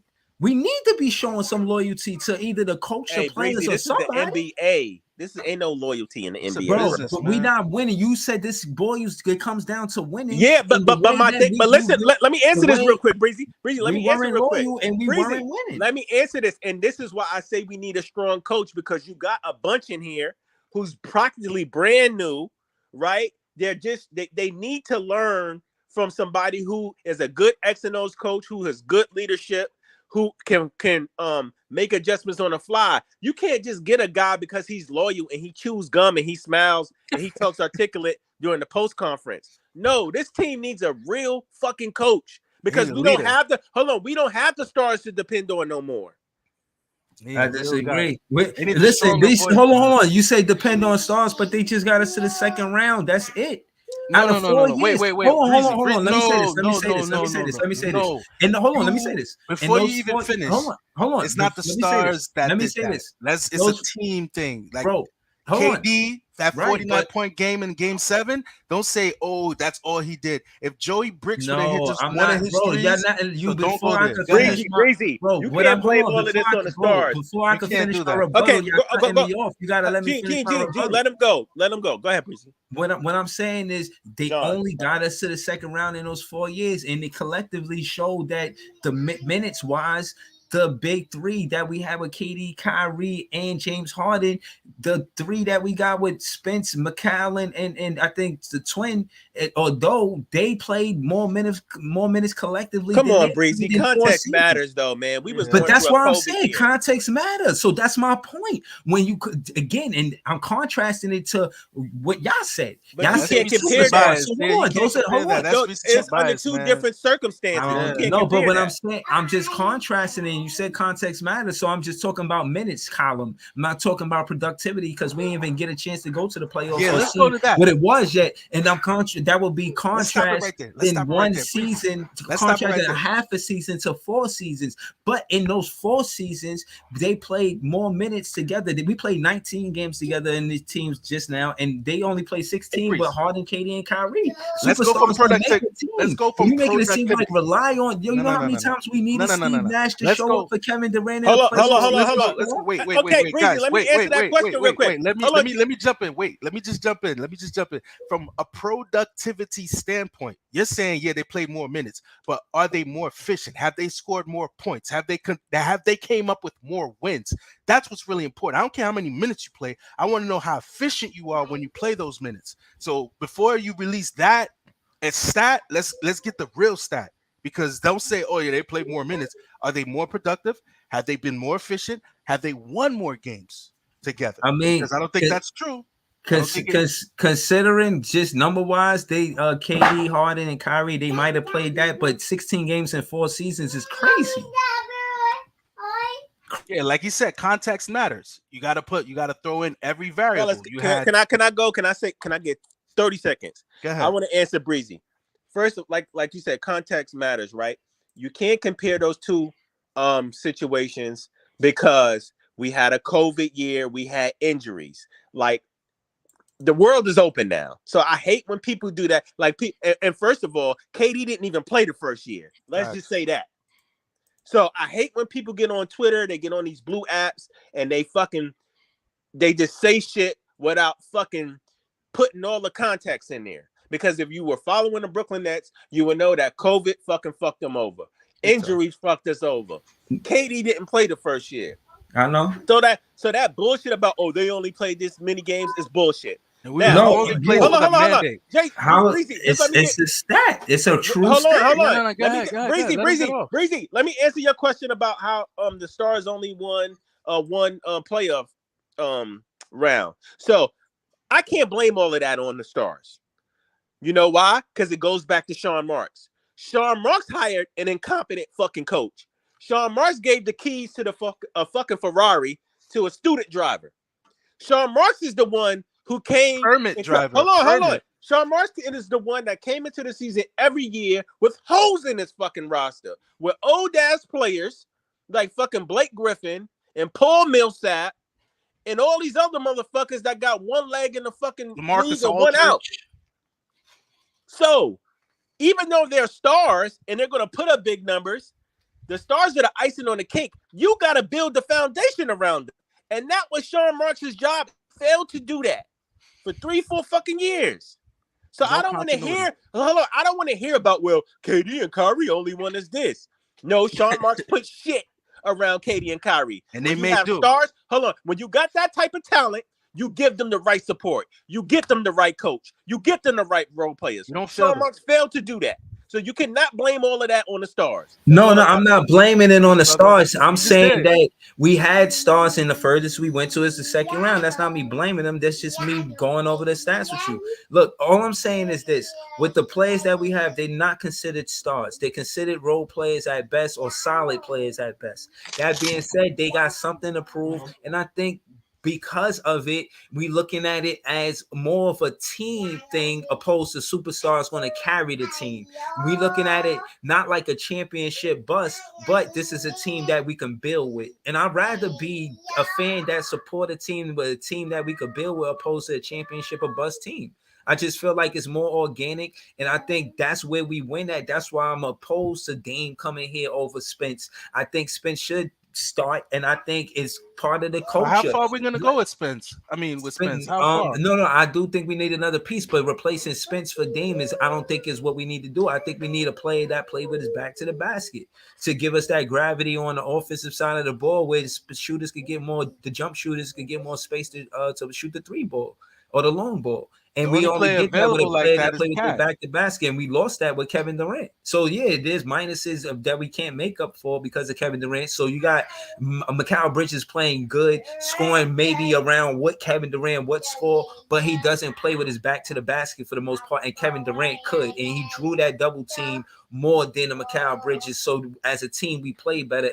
So I get it. I'm not shining a bad light on the superstars being on the team. I'm saying statistically, out of 4 seasons, we had them on paper more than we had them playing basketball. And I think that, and I feel as a fan, the best ability is availability, and having Mikal Bridges speaks volumes. So I like Royce O'Neal, Mikal Bridges, all of these players that we get to see night after night for more than 50 games. And like you said, yeah, we did get hit hard by COVID. I mean, pardon my language. I don't want this shit to get flagged and nothing. Like, we did get hit hard by you know what, and it's like, and nobody could do about it. The whole league got hit hard by it. You know what I'm saying? Yeah, but the whole league didn't have mandates where the guy couldn't play. That was, exactly. you got to factor that in. Yeah, no, that's true, because we vaccinated did feel that players was were able unfair. to play, except we for did him. feel that was unfair. That was facts. And that was the only reason why Kyrie was tight, because he said they should have fought for him in that regard, because we were the only ones that had this mandate. That's where he felt, oh yeah, these guys are not really having my back, because it didn't make sense where a guy who's unvaccinated on another team could come here and give us fucking germs, and then he who actually plays here can't play here. That didn't make sense to me. Saddest thing. He said the saddest thing of all of true. this is we need a Ben Simmons type player, but Ben Simmons isn't even the Ben Simmons type player anymore. Everything you explained in terms of what we need, a guy who plays with his back to the basket, put pressure on the rim. Yeah. This is who this guy used to be. Right. And this is why it's hurtful, because I try to, have these things without Ben Simmons, but it's hurtful to know that. And just now, while y'all was talking, and I was listening to y'all, I just seen a report say he out for the season, but like, no shit, Sherlock, we figured that part out. You know what I'm saying? Like, the little shot that he did hit, I glorify. Oh, wow, he turned the corner. He finally going to put in big minutes, and I was hyping it. And then after that, he went back to like, nah, I'm done with basketball. I got better things to do. Facts. I agree with you on that. He really but check like this out, though. He is, and he not just doing this, stealing money from us, man. Check this out. Let's get back to that convo that you mentioned in terms of like players, the perception of players, and how they see this organization. Like, when you think about it, half of the leaks that we had, who leaked it out? Who said, oh yeah, this is what's going on? It had to be from an organizational standpoint, because when Woj gets something, they say it's from the organization. You know what I'm saying? He's so Brooklyn. Now, from this perception, you think players really want to come here knowing that so much dysfunction is happening here? Because keep in mind, every player that was asked, what do you think about KD and Kyrie requesting a trade? They say, yeah, I saw it coming. So when you like, oh yeah, they wanted to trade guys to their team or the team that they requested, does that still play a role in players wanting to come here knowing that this regime, this organization is so much in disarray and so much dysfunction from different layers? Because the fact that Joe Tsai, like, I don't want to know who owns the team. That's not something I want to know. John, let's keep it a buck. If Kyrie Irving comes here and plays basketball, does his fucking job, stays out of the fucking headlines for all the wrong reasons, We don't even know who the fuck Joe Tsai and Sean Marks is. Well, me and you know, but the average NBA The average, fan yeah. and the average casual don't know who they are, brother. This is 50% on Kyrie. No. I'm not Kyrie. He's an outlier. That guy's an anomaly. Like that right there. He is the I'm not even common denominator. I don't He's even the want to talk about him. he's the reason why Harden left. He's the reason why Yeah, KD bro. left. I don't even want to talk about that guy because that guy right there, he's like a napalm bomb. I love his talent. But John, that's why I said you can't really blame Marks for everything because multiple people had a part to play in this, and Kyrie did as well. You know what I mean? He has some blame. The front office has some blame. KD has a little blame, and James Harden has a little blame. But we got to understand one thing: who's the common denominator between everybody, between the front office, KD, and James Harden? Kyrie fucking Irving. If Kyrie Irving, and I'm not saying he should have got the shot, but if Kyrie Irving gets the shot, puts his team first, plays basketball, stays out of the fucking headlines for negative shit, we don't hear from Joe Tsai. We don't even know who the guy is. The average NBA fan, the casual. Everything Joe Tsai did was reactive because of what Kyrie Irving did. You got to understand something. He signs this guy's checks. He's responsible for him. So when they put his name in the news, Kyrie Irving, Brooklyn Nets star Kyrie Irving, Brooklyn Nets, and he represents Joe Tsai in the organization because he's a max contract player that, you know what I mean, that's a face of the franchise.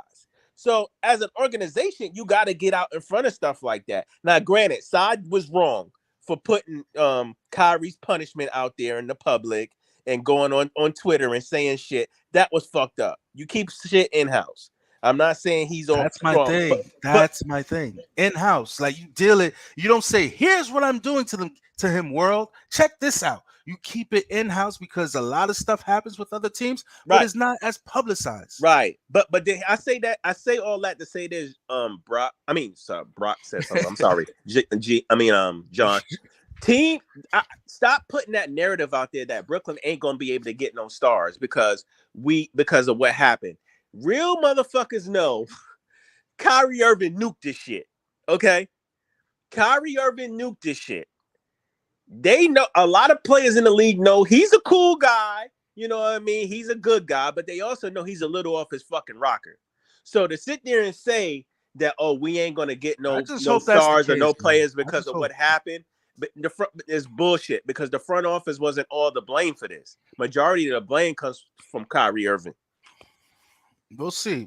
I hope that's hold on. What I will say is I think the New York media is spinning that way, but I don't ultimately put it on him. And again, I think ultimately we've been looking for a big man, and Nash didn't know what he was doing. Like, he didn't know what he was doing with the roster, and the roster changed a lot. So for a coach to not have no assistant coach experience, be the driver and Breezy, who fought is that, Breezy? Hold on. And to be in the driver's seat of as a head coach for a championship team, you got to put that on a GM. And that being said, I think Kevin Durant and Kyrie Irving, they, in my opinion, were naive to say we don't need a coach. But in that same interview, I always tell fans that in that same interview, KD said Jacques Vaughn can be the coach. So again, the misunderstanding is between the front office, the head coach, and the players. So there was they weren't on the same page. And because of it, I feel like Sean Marks got lucky getting Dinwiddie back because some of this stuff has to do with building relationships. You can't just get, people from, or no matter how talented they are, if they're not committed to winning with you, they're going to play like that. It's going to include in their game. The Brooklyn Nets problem was we had no real alpha in this organization, right? You had no fucking, you let the stars come here, you let them run amok, do whatever the fuck they want, make all the decisions. You had nobody with a clear idea of what we wanted to do, the direction we was going in, how we was going to get there, and we didn't hold people accountable. You had the stars doing what they wanted to fucking do. You had Marks inside doing what they fucking wanted to do. People weren't communicating. This lack of leadership and communication. And that's why we're in the predicament we are today. We had no strong coach. It was nobody. Had a weak coach, a weak GM, a new owner, and a fucking superstar that's a fucking napalm bomb. You know what I mean? And two other ones that's sensitive. Like the leadership had to come from somebody. But Uncle Jeff. being that we had Uncle these Jeff. individuals, it didn't. Oh man, I think Uncle Jeff was key to that locker room sticking together. Yeah, you need that OG, that triple OG. You know what I'm That should saying? be like, yo, hold it down, youngins, hold it down. Like, Yeah, everybody got to know where they stand, know their place. right, and poise in certain situations. You know what I mean? Like, and then you see a young team, you see the thing, and I'm not trying to kick up no dust, but I don't know if y'all heard what Mario Chalmers he has said to LeBron. Said you're a superstar, stop acting like a bitch. I think that was prior a long time ago when they was in Miami. He said that on the sideline to him, and it basically is to say, yo, we ain't got nobody to turn to. We turn into you. You know what I mean? Like you said, there's no leadership here, and I think at the end of the day, KD was a voice in a huddle. But I'm not sure if he was necessarily. Yeah, he looked like once he's one of the guys. Let's say, for instance, when he clocks out, it's over. Right, that's what I'm hold. saying. It's Like, a difference between being a voice in the huddle and a voice in the locker room. You know what I mean? I think KD like is definitely clocks the out. voice in the huddle. 9 to In 5. the locker room, I'm He not give you so everything sure. on the court. Exactly. But after that, it's over. Exactly. John. What KD said, man. I'm just here to hoop. I'm That's just here it. to hoop. I don't He's get a it. I don't 9 to get 5. into all that. I'll let them deal with that. Like that right there. That talk to me sounds like you're not really dedicated because you should be not invested. Yeah. My man, what's his name? Steph Curry. When he found out that homeboy Wiggins didn't want to get vaccinated, he said, No, we're not doing that. You getting vaccinated. Like, we're trying to get a chip. And then Wiggins, he didn't want to do it. He did it because you know why? Everybody leaned on him like, yo, we're a team. Right. You got to get this done. But everybody was just looking at Kyrie. I mean, he wanted to do what he wanted to do. But John, that's what I'm saying. It was no leadership from anybody in the organization. And my thing is, when you get paid a max contract, again, you are getting paid to lead, not only produce on the floor, but you are getting paid to be the face. You're getting paid to be the face on and off the court for the organization. My thing with KD is he's too passive aggressive. He never held Kyrie accountable. Like how you said Steph held Wiggins accountable. Like, hold on, bro, what you doing? Like, we need to reel this back in. It's like, but no, what the Brooklyn Nets do is they don't communicate and they just fucking let shit just fucking roll downhill. They let outsiders, to your point, Breezy, they do let outsiders dictate their organization. Because you're like, yeah, we can't let outsiders tell us what to do, but we let outsiders, because strong voices told us, don't hire Ime. We let outside people dictate what we should do with our organization, and it looks bad because it shows we don't even know what to do. We don't have no. That's true, but everybody's saying don't hire Ime though. But I agree. Right, but what I'm saying is, at the end of the day, if we should have already because he was part of the team already. And again, I did my homework on Ime before he left the team, found out that he was the defensive specialist. And when we was getting cooked on the 3-point line, I'm like, man, what the hell going on? You know what I'm saying? So we I'm just saying defense in the playoffs for that year when Ime was there. Like in the playoffs, in the last 2 minutes, we did play D. Right, but again, I said that to say when it comes to assistant coach, your voice is only so big, and I think Ime didn't want to coach behind Steve Nash. He wanted to be a rival. Breezy, y'all ever notice that season we lost both of our gurus? We lost our defensive guru, which was Ime, and we lost Dan and Tony, which was offensive guru. And the team was not in sync the whole season. Exactly. The next season we were terrible when Nash had to depend on average assistant coaches. Let's just say that. At best. Yeah. Where was Jacques Vaughn in that equation last? Where was he? Like what? Because I remember it was two dudes next to him, and I don't know if Jacques Vaughn. Jacques Vaughn was the leading assistant coach. Right. Jacques Vaughn he's somebody that had a voice and connected with the players because Joe Harris, Nick Claxton, and Jacques Vaughn are the three remaining from Sean Marks' era. Yeah, if you look at eras that way, like who was the GM, and you know what I'm saying, who was there in the time that he was GM. Since Sean Marks has been there, Joe Harris, Nick Claxton, and Jacques Vaughn is shout out to Brockwork. That's a great comment right there. Two players: Nick Claxton, Joe Harris, and Jacques Vaughn. Those are three guys, and with Sean Marks. And I think he's trying to build around that, and I see him doing it, but I also feel like at the end of the day, when we go on those scoring droughts, we need the offensive, the assistant coach, the offensive assistant coach, whoever he is, to say, "Yo, put Cam Thomas in there, put Ed Sumner in there. We need to push the pace because Doe is not hitting. Let's not try to start our offense through Doe." Or Twin for that matter. Started through McCall and Spence. I'd rather start it through McCall and Spence than Doe or Twin. How would y'all rather start the offense? I'd rather start it to whoever can attack the basket because the defense is not going to break itself down. You need players that can get into the paint, be disruptive, draw fouls, draw players to them so they can kick out open passes to open players. That's that's my answer on that. What about you, John? How you think we should start the first quarter? First quarter should start. To be honest, those should come off the bench. And the reason I say he should come off the bench is because right now we're playing 4-on-5. Like his shot, if it's not on, he should just get the hook quick because if he's off, he has to attack the basket and he has to make better reads. Like sometimes he's not a good finisher and like he should just be dunking the ball. All this nice fancy layup stuff. Look what happened to you when he tried to do a finger roll. You're not a finger roll kind of guy. Go up strong, go to the rim. If you get fouled, go to the free throw line. But that whole waiting for a 3-point, like he gets wide open threes. There's a reason why. It's like it has to dawn on him. I'm open for a reason. They want me to shoot this because they know I can't shoot. Right. I want to ask you a question. I want to ask both of y'all questions, but I want to ask this question to Breezy first. What do you think about Adam Harrington and about him leaving? What do you thought about him as a coach? You think that was a big blow?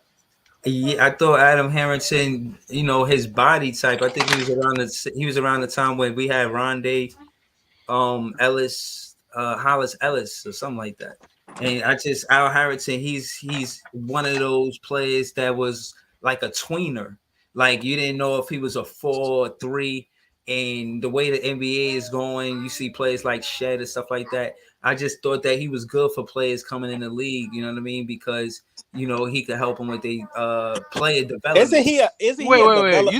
Wait. You talking about what's the name? Adam Harrington, the guy. Yeah, who are you talking about? Adam?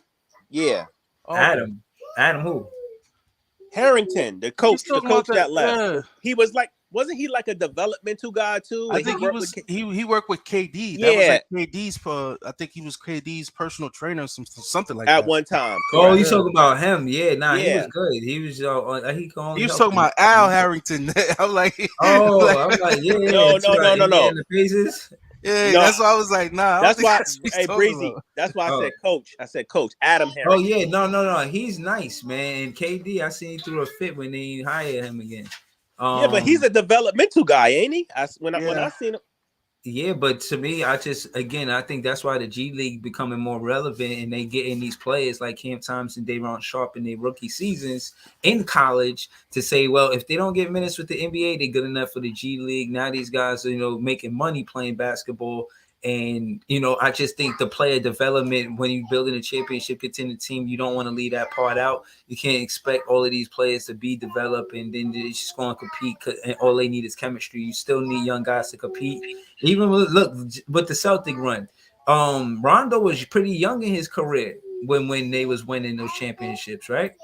You know what I'm saying? But I won't say he hit the ground running, but Rondo's a very, very smart basketball player, though. Yeah, he impacted the team. He definitely impacted the team. And I credit some of that to player development. Some of that is to, him just being nice. Right. But I just think that it's instrumental for every team. You got to have that woven in because you can see a lot of talent going. The Nets must be doing something right? The Long Island Nets are looking like they might win a championship. Right, they won 16 games in a row, bro. Yeah.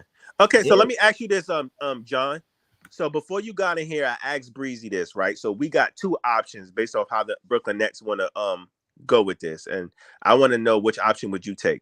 Mm-hmm. So we know we got the assets with the picks. Would you just build organically with these picks and improve around the edges based off of what we got, like let some guys go, get some new guys? Or would you use those picks to possibly get a big star that's pretty much a lot of people might be on the move? You got Luka, you got Dame, you got Brown, or anybody else. would you use those picks to get a big star to pair with Bridges, or will you build this thing organically with those picks? It all depends on who the big star is. It all depends, because at this, you can't just get rid of what we had and then say we'll try with someone else. It has to be the right person. It's like it has to be the right fit, right mesh. Okay, so who's because, the right person for you? What star out there would you like to see on the Brooklyn Nets? I mean, for me, I ain't gonna lie to you, man. I like Luka, but that's like that's a dream and a wish. Because Dame, that contract is gonna be an arbitrage because he's injury prone and he's not getting any younger. Like that Dame situation, no, who's gonna pay this man $60 million a year? We're gonna have to give up our whole roster just to keep him on board. And Jaylen Brown, I would like Jaylen Brown, but is he really gonna? I mean, the bag can make people change their mind all the time because there's a price for everything. But I would like him. You know, I think he would be a great fit for Brooklyn in terms of teaming him alongside Bridges, because they have that connection where they actually, you know, allegedly defensive-minded first guys, and they could break down any defense off the, you know, Jaylen Brown mostly break down a defense off the dribble and get to the paint. But only those two dudes, Luka and Jaylen Brown. Like Dame, I like it, but his contract is going to be crazy in a couple of years. Like in the end, we'll just have the same. But you do know the cap space is going up. You do know that, right? Right. But still, I don't think at this stage in his career, Dame is going to be the same Dame. Like I don't know. It looks like his best years are behind him. But at what about if we take those draft picks and get Miles Turner? Hell no, I'm not wasting those picks on Miles Turner. Yeah, to do what? To do what, Breeze? All right, so look, okay, forget Miles Turner. My thing is a player that play with their back to the basket. Like you see how Phoenix Suns got busy. We could get Naz Reid because he's gonna be. Can I ask you a question? Breezy, no. We don't need to give the draft picks for Naz Reid. He's a free agent. Hey, John, let me ask Breezy a question real quick. Breezy, you keep saying we need a big guy, right, that can play with his back to the basket, but everybody is saying we need a guy who could play next to Clax and stretch the floor. So you're saying something totally opposite with what I've been hearing. Right, but my thing is you get a guy who, and this is why people disagree with me with Day'Ron Sharpe being in the starting lineup. You know, my thing is with Day'Ron Sharpe's in the starting lineup, you got somebody that can rebound, and that's where we hurt at. You know what I mean? And they just kept trying to surround. And the whole back to the basket thing is Nick Claxton don't play with his back to the basket, so we don't have the same space. Because Nick Claxton is not really a 5; he's a 4. Right, but what I'm saying is for the jump shooters to have more space. That's why they had so much space, because Kevin Durant had so much gravity on offense where he drew the double team because he could play with his back to the basket. And right now with Clax, as good as he is, he doesn't play with his back to the basket. Let me ask you this question real quick, Breezy, before I forget. So since we got Moses Brown, right? Do you think that we could put Sharpe and Clax in the on the floor together and that could work? Sharpe and Clax on the floor together? Yeah, I think it could work. And depending on the matchups, you know, we going into you want Sharpe in the paint. You don't want him on a switch on the defense. You want them to switch on defense around the paint. Both of them could play the perimeter. And if we did have to have one of those guys, Nick Claxton or Day'Ron Sharpe, to play the perimeter, it would be Nick Claxton on the perimeter and Day'Ron Sharpe playing the rebound. But that's what I'm saying. If you play both of them together, Day can still hold the paint down and when Clax is on the perimeter. Yeah, I think it'll work. Especially with Moses Brown coming off of the bench that could help a CJ. I would rather see Clax and Day'Ron Sharpe together. But Moses Brown to be there. Moses Brown to be there to alleviate that rest for Clax or either Day'Ron. Right. I'm glad we kept him. I think we going into the postseason with him, to be honest. Bro, why didn't they? I don't think we could go in the postseason with them. It's a deadline that you can't. They got to be on the team before that a certain deadline if they can play in the postseason. I forget. But my thing is, why didn't Jacques Vaughn play this man, especially on that back to back? Why didn't he play that? Yeah, no, I wish he did. You want to give Clax rest too, and trust me, he want to play. He got his jersey ready. He was there at the game. You know what I mean? He's 7'2", you know what I mean? He's sitting on your bench. Trust me, he want to play. He from Queens. He's seen the Barclays being built. I'm glad they gave him the second day contract. I hope he played every game with his second day contract. Yeah, he missed played. He school. played with Cole Anthony at Archbishop Malloy. Yeah, I seen Yeah. they post a picture when they was in high school. Yeah. Yeah, I think that's dope. You know what I mean? I always like to see somebody from New York play in New York, and he from Queens, and he playing for the Brooklyn Nets, so it's a good I look. personally want to see what the kid got. He's 7'2". The most at least he gonna get us some rebounds. The worst he gonna do. You know what I mean? Yeah, Like, he played for the Clippers earlier this season. Won his biggest game with rebounds was 16 rebounds. So, you know, he could do work. you know what I mean? Fill in the paint. You know what I mean? Protect the paint. Grab rebounds. If you got a put back, put it down and dunk it, or lay it up, or clean the glass up. That's what we need you to do. Clean the glass, baby. More, but yeah, before we go, man, shout to y'all, man. Shout to John, and shout to my guy, he's so Brooklyn. Shout to the chat, shout to Brock Work, shout to BG. I see all y'all, man. I want to ask for tomorrow night for the predictions, man. What y'all got? Yeah, y'all think we win that game? I think we win because Houston just had a tough game with the Knicks. They're on the road. They're a young team. They're inexperienced. I think we know we laid a fucking egg in that Orlando game. So I think a few players are going to come out trying to correct that shit fest that we seen last game. So yeah, I think we win. I think we win. Right. All right, that's what's up. What about you, John? How you see us looking in that Houston Rockets game? It all depends who's playing, man. It's all about the rotation. Who's going to be in for us, man? Because if we got to rely on the guys that I'm really not too fond of, like I want Ed Sumner to play. I want Royce to play, because when we just play better when these guys are out there. It's just more cohesive. We have a goal. It's not like, oh man, we look bad. We were just scrambling. Scrambling the other game. And that young team, you can't keep them close in the game, man. We got to knock them out early. You can't give them hope. Like if it's third quarter, we got to put our foot on the damn fucking gas and just keep it pushing. We can't let these guys, we can't play a close game with these guys because we don't have closers like we used to. We don't have the closers. We don't have the guys. Yeah, like I was telling Breezy, John, we need people that's going to help Mikal score the ball. So if Spencer scores well, Finney scores well, Wait, and for Cam now, scores well. For now or down the road? For now. Oh, okay, cool. Yeah, for now, because we don't have another scoring punch. No. I just want to make sure we're not gonna make it a Mikal centric team. Okay, yeah, just making sure, brother. Yeah, because we all know this team is going to be totally. I see him on your avatar. I want to make sure we're not gonna be like Mikal and the Brooklyn Nets. Because no. I ain't hold on. Why not? So hold on, y'all don't think? Yeah, hold on. Y'all saying he's not ready, man. He's not ready. I don't know, man. I think he's making a strong. He making a strong argument. I hear you, man, but check this out. Nah, not yet. He's a good two. He's a good two to have.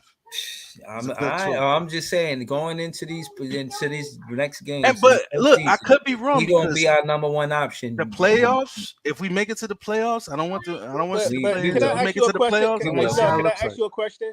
Sure. You keep calling Mikal a two. And people call Jaylen Brown a two for all his life, and now they're saying he can lead a team.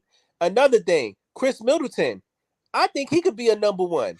I think it just depends on if these guys get the right opportunity to grow into the position. So I do think Jaylen Brown could be a number one. I do think Chris Middleton can be a number one. I do think Mikal Bridges can be a number one. They just have to be able to get the opportunity. Okay. When you say number one, are we talking about on a championship contender or just the team? Why not? Because at the end of the day, it all depends on the pieces you got around them too. They're not just playing the game themselves. Nah, I don't see it. I don't see it. That's just me. Like I've watched too much basketball. Not to say that my knowledge is superior to anybody. Right. I see where this guy's ceiling is. I'm not knocking you. It's just like PG. It's like PG-13, right? Right. He has number one skill, but is he a number one? Not really. Yeah. He knows where he stands. Like he's talented, but PG got the opportunity though. Guys like Middleton, Brown, and Mikal's just now getting an opportunity. Those other two guys didn't get an opportunity yet. But who's to say they can't do that? One thing I could give you about Brown, he has that look in his eye. Like when I look, I'm like, yo, this dude, he coming. Pause. He has that. I'm a But kill you. and I totally agree with you, John. But all these years before coming up for these last couple of years, people were saying Jaylen Brown was not a number one. He was a number two. He's a number two behind Tatum. He's not really a number one. Yeah, but he's improved his game. He Right, but definitely has wasn't people improved his saying game. that about him though? Yeah, but I don't know. I just don't see him as a one. I see him as a guy like similar to like what do you call it? The guy on what's the guy on the Chris on Middleton. The Bulls? You said Chris Nah. The guy on the Bulls. The Bulls. Levine?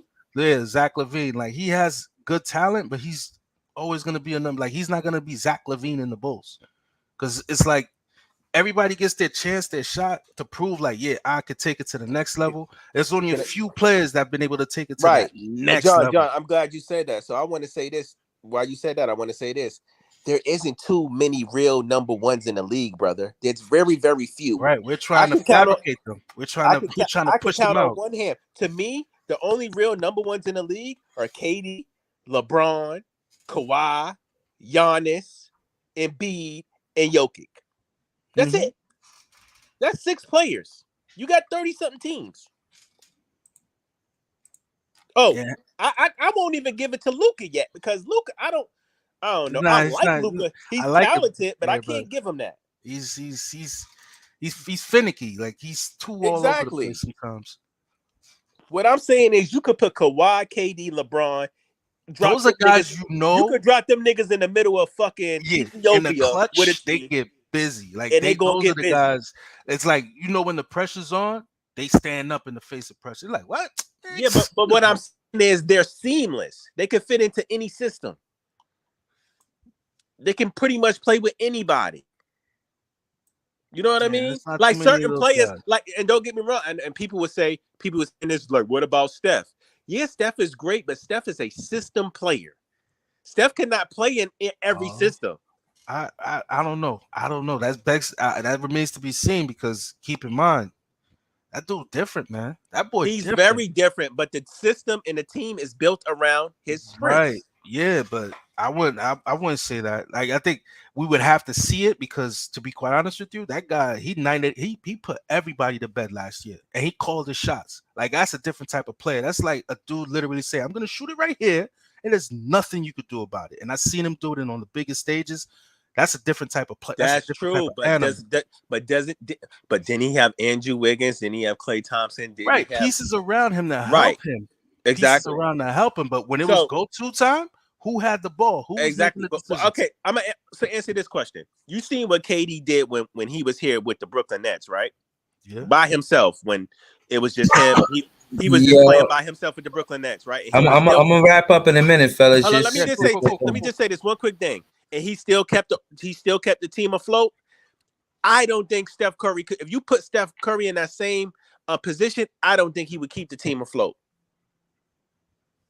Yeah, he's going to look good on Golden State when he got all those pieces. What I'm trying to tell you is, you put him in a predicament where he's around a bunch of average guys, he doesn't affect the game enough in certain areas.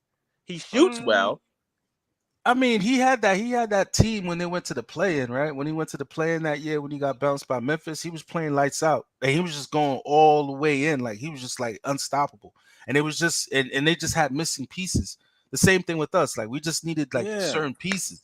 I can't say he wouldn't be. I can't say that. Like, all I'm gonna say is, you'll win more games with Kevin Durant or LeBron. Of course, James. He's a different type of dude. These are different type of players, like generational talents. Like, those are. I mean, he's up there too. I would say. I'm not gonna take that away from him. He is up there, but is it safe to say he has to have a certain system around him? That's all I'm saying. I don't know. He had it. I don't know. I've never seen him outside of it. Like in Davidson, he was killing dudes too. He was killing dudes in Davidson. Right or wrong, he wasn't killing in there, and they said, "Oh, he's too small. When he goes to the NBA, he won't be able to do the certain things that he's able to do in college." But then he proved everybody wrong, all the naysayers wrong when he came, and he was still doing the same thing. Right now, sometimes the scouting reports don't be accurate. You know, all I'm saying is, if you put Kevin Durant with 4 bums, and you put Steph Curry with 4 bums, KD is going to do more with 4 bumps. Yeah, he's able to do more because he'll be able to grab rebounds. Because he's a more well-rounded basketball player. From that aspect, he shoots well. Steph's shooting blinds a lot of niggas from a lot of shit he's not good at. Yeah, he's not a. We don't talk about him. Hold on, we don't talk about him getting hit on defense. Yeah, he's not. He's not a full complete player, but what he gives you on the other end is uncomparable because he actually gives you gravitation in terms of the defense. He pulls the defense wherever he wants. Like literally, like he runs there. They're like, where did he go? Oh, somebody said Karl-Anthony Towns. I don't want no part of Karl-Anthony Towns. I don't know. No, thank you. I agree. He's a big softy. Nah, I don't want that. We got All right, so hold on. Y'all got us going. Y'all got us both winning the Houston game, and so both of y'all, do y'all got us 6th place going to the playoffs? I hope so. I pray. I hope so. Hey, Breezy, these are the Nets, baby. You've been watching them. They're Heckle and Jod. They're like a box of chocolates. You never know what you're going to get. I hope so. You know, I can see it, but then, like John said, I can also see us losing to fucking Atlanta and these other teams too. I hope we keep the spot. Well, I don't know, man, because there's too many variables. I gotta rely on too many people who I don't really believe in like that, man. Dinwiddie gotta make the reads, hit his open shots. Jacque Vaughn gotta put the right rotations in. Something can't get injured after every game. Royce gotta so basically we gotta operate as a team. That's what you're saying. That's the only way. That's the only way. Ain't no he got it. No. He don't got it. It's a team. Like my man went off the other night and we lost. We got booted. Like Mikal had a good game, but we got booted. Like his points were good, but it was like it was silent. Like 40 some points, but we got blown and no one else showed up. Hey, it's going to be solid when like 3 of your players score 2 points the whole fucking game. I mean, like, come on, man. that I should have saw more DDJ. I should have saw Drew Smith because you got to be able to pull the plug on it. You got to DDJ and Drew is with Long Island. They trying to win that championship. They was there that night. They was there that night. Oh, they was. Yeah, they were there. They were available to play. But they was in street clothes or regular? Nah, clothes? they were in uniform. Right. But to add to what y'all saying, and that's what I was trying to get to, is I think some guys from the G League should get looks if they're gonna be playing that well. You know what I mean? But they gave Moses Brown the look from a 10-day contract, and he wasn't on the G League for the Brooklyn Nets. Back. But what I'm saying is, he's like a gazelle. He runs the floor hard. Like I should see a lot more lobs to him because I was like, this dude kind of fast, man. He was running the floor trying to, and I'm like, that's all he needs to do. You run fast, run hard. You should be able to get a dunk or two. Bottom line. Yeah. No, I'm optimistic, and I wish we played tonight, man. But it's I pulled up thinking tonight was the game. That's just me being anxious after a loss. Yeah. But man, shout out to CeeSo Brooklyn, shout out to John, man. Shout out to y'all, man. Yeah, I appreciate y'all, man. Y'all held it down when my Wi-Fi was wilding. Shout out to my guy Jay. He said he tried to pull up, his Wi-Fi was tripping. But yeah, man, I appreciate y'all, man. Thank y'all for tuning in. Nets fans is the best fan show. Smash the like button. Smash the like button. If you like something, what they do, hit that like button, man. Word, man. We'll be back tomorrow for the pre-cap, hopefully. But and rewatch it too. If you at work bored and you just sitting there at the front desk or some shit, just fucking just play it. You know what I mean? This is probably the realest talk you're gonna hear in terms of Nets fans because we don't apologize for nothing that we did wrong. Right. We don't apologize for nobody. If we see something wrong, we call it out because we from Brooklyn. We're not from Jersey. Right. We from Brooklyn. But not only that, it's no player stands in here. It's no fucking there's no motherfuckers that's fucking trying to act like Kendrick Perkins and got agendas and shit. Like we all genuinely care about the team. Facts. When these dudes leave, when Joe Tsai decides to sell the team, Marks get booted, Jacque Vaughn is not here, we still gonna be here. We got DMX, we right here. We ain't going anywhere. Sure. But you said, John, that's what Jay said he doing. He actually at work watching the show. So y'all funny for that, man. Shout out to Jay, shout out to John, shout out to Nets fans, man. We really the best fans, man. And trust me, that we not having a championship yet. We use that for motivation, and I think we're gonna be competitive, man. But trust me, I'll be back, man. Hey, another thing. Can I say something real quick? Another thing, man. Yeah. You petty ass Knicks fans gotta understand something. We don't care that you have more fans. We don't care that you get the back page of the paper. We don't care that you say that nobody cares about the Nets because you care about them because you keep their fucking name in your mouth. So with that being said, get off our dick and let us enjoy our team, please. Thank you. And stop saying that, oh, KD and Kyrie didn't come to the Knicks because nobody cares about the Nets and they knew they'd be able to do what they wanted to do with the Knicks. Listen, let me tell y'all something. Y'all haven't had a big free agent signing since Carmelo Anthony. You talk about y'all the Mecca, y'all this, y'all that, and y'all haven't had a fucking free agency signing since Carmelo Anthony. That should tell you something. Nobody wants to play there. Okay? But I ain't doing to do the petty shit. Just leave us alone, man. Let us enjoy our team. You stay over there and we stay over here. Period. Facts. Just because Katie and Kyrie going on me, we gonna stop rocking with our team. Facts, exactly. So again, this is why I say Nets fans are the best fans. For that very reason, we still rocking with our team. Yo, man, listen, I'll definitely be back, man. It's all love. Y'all know that, man. Have a good day, and I'll get back with y'all soon, man. Peace, y'all. Big fan preview with the Brooklyn Nets vlog. B-R-O-O-K-L-Y-N. B-R-O-O-K-L-Y-N.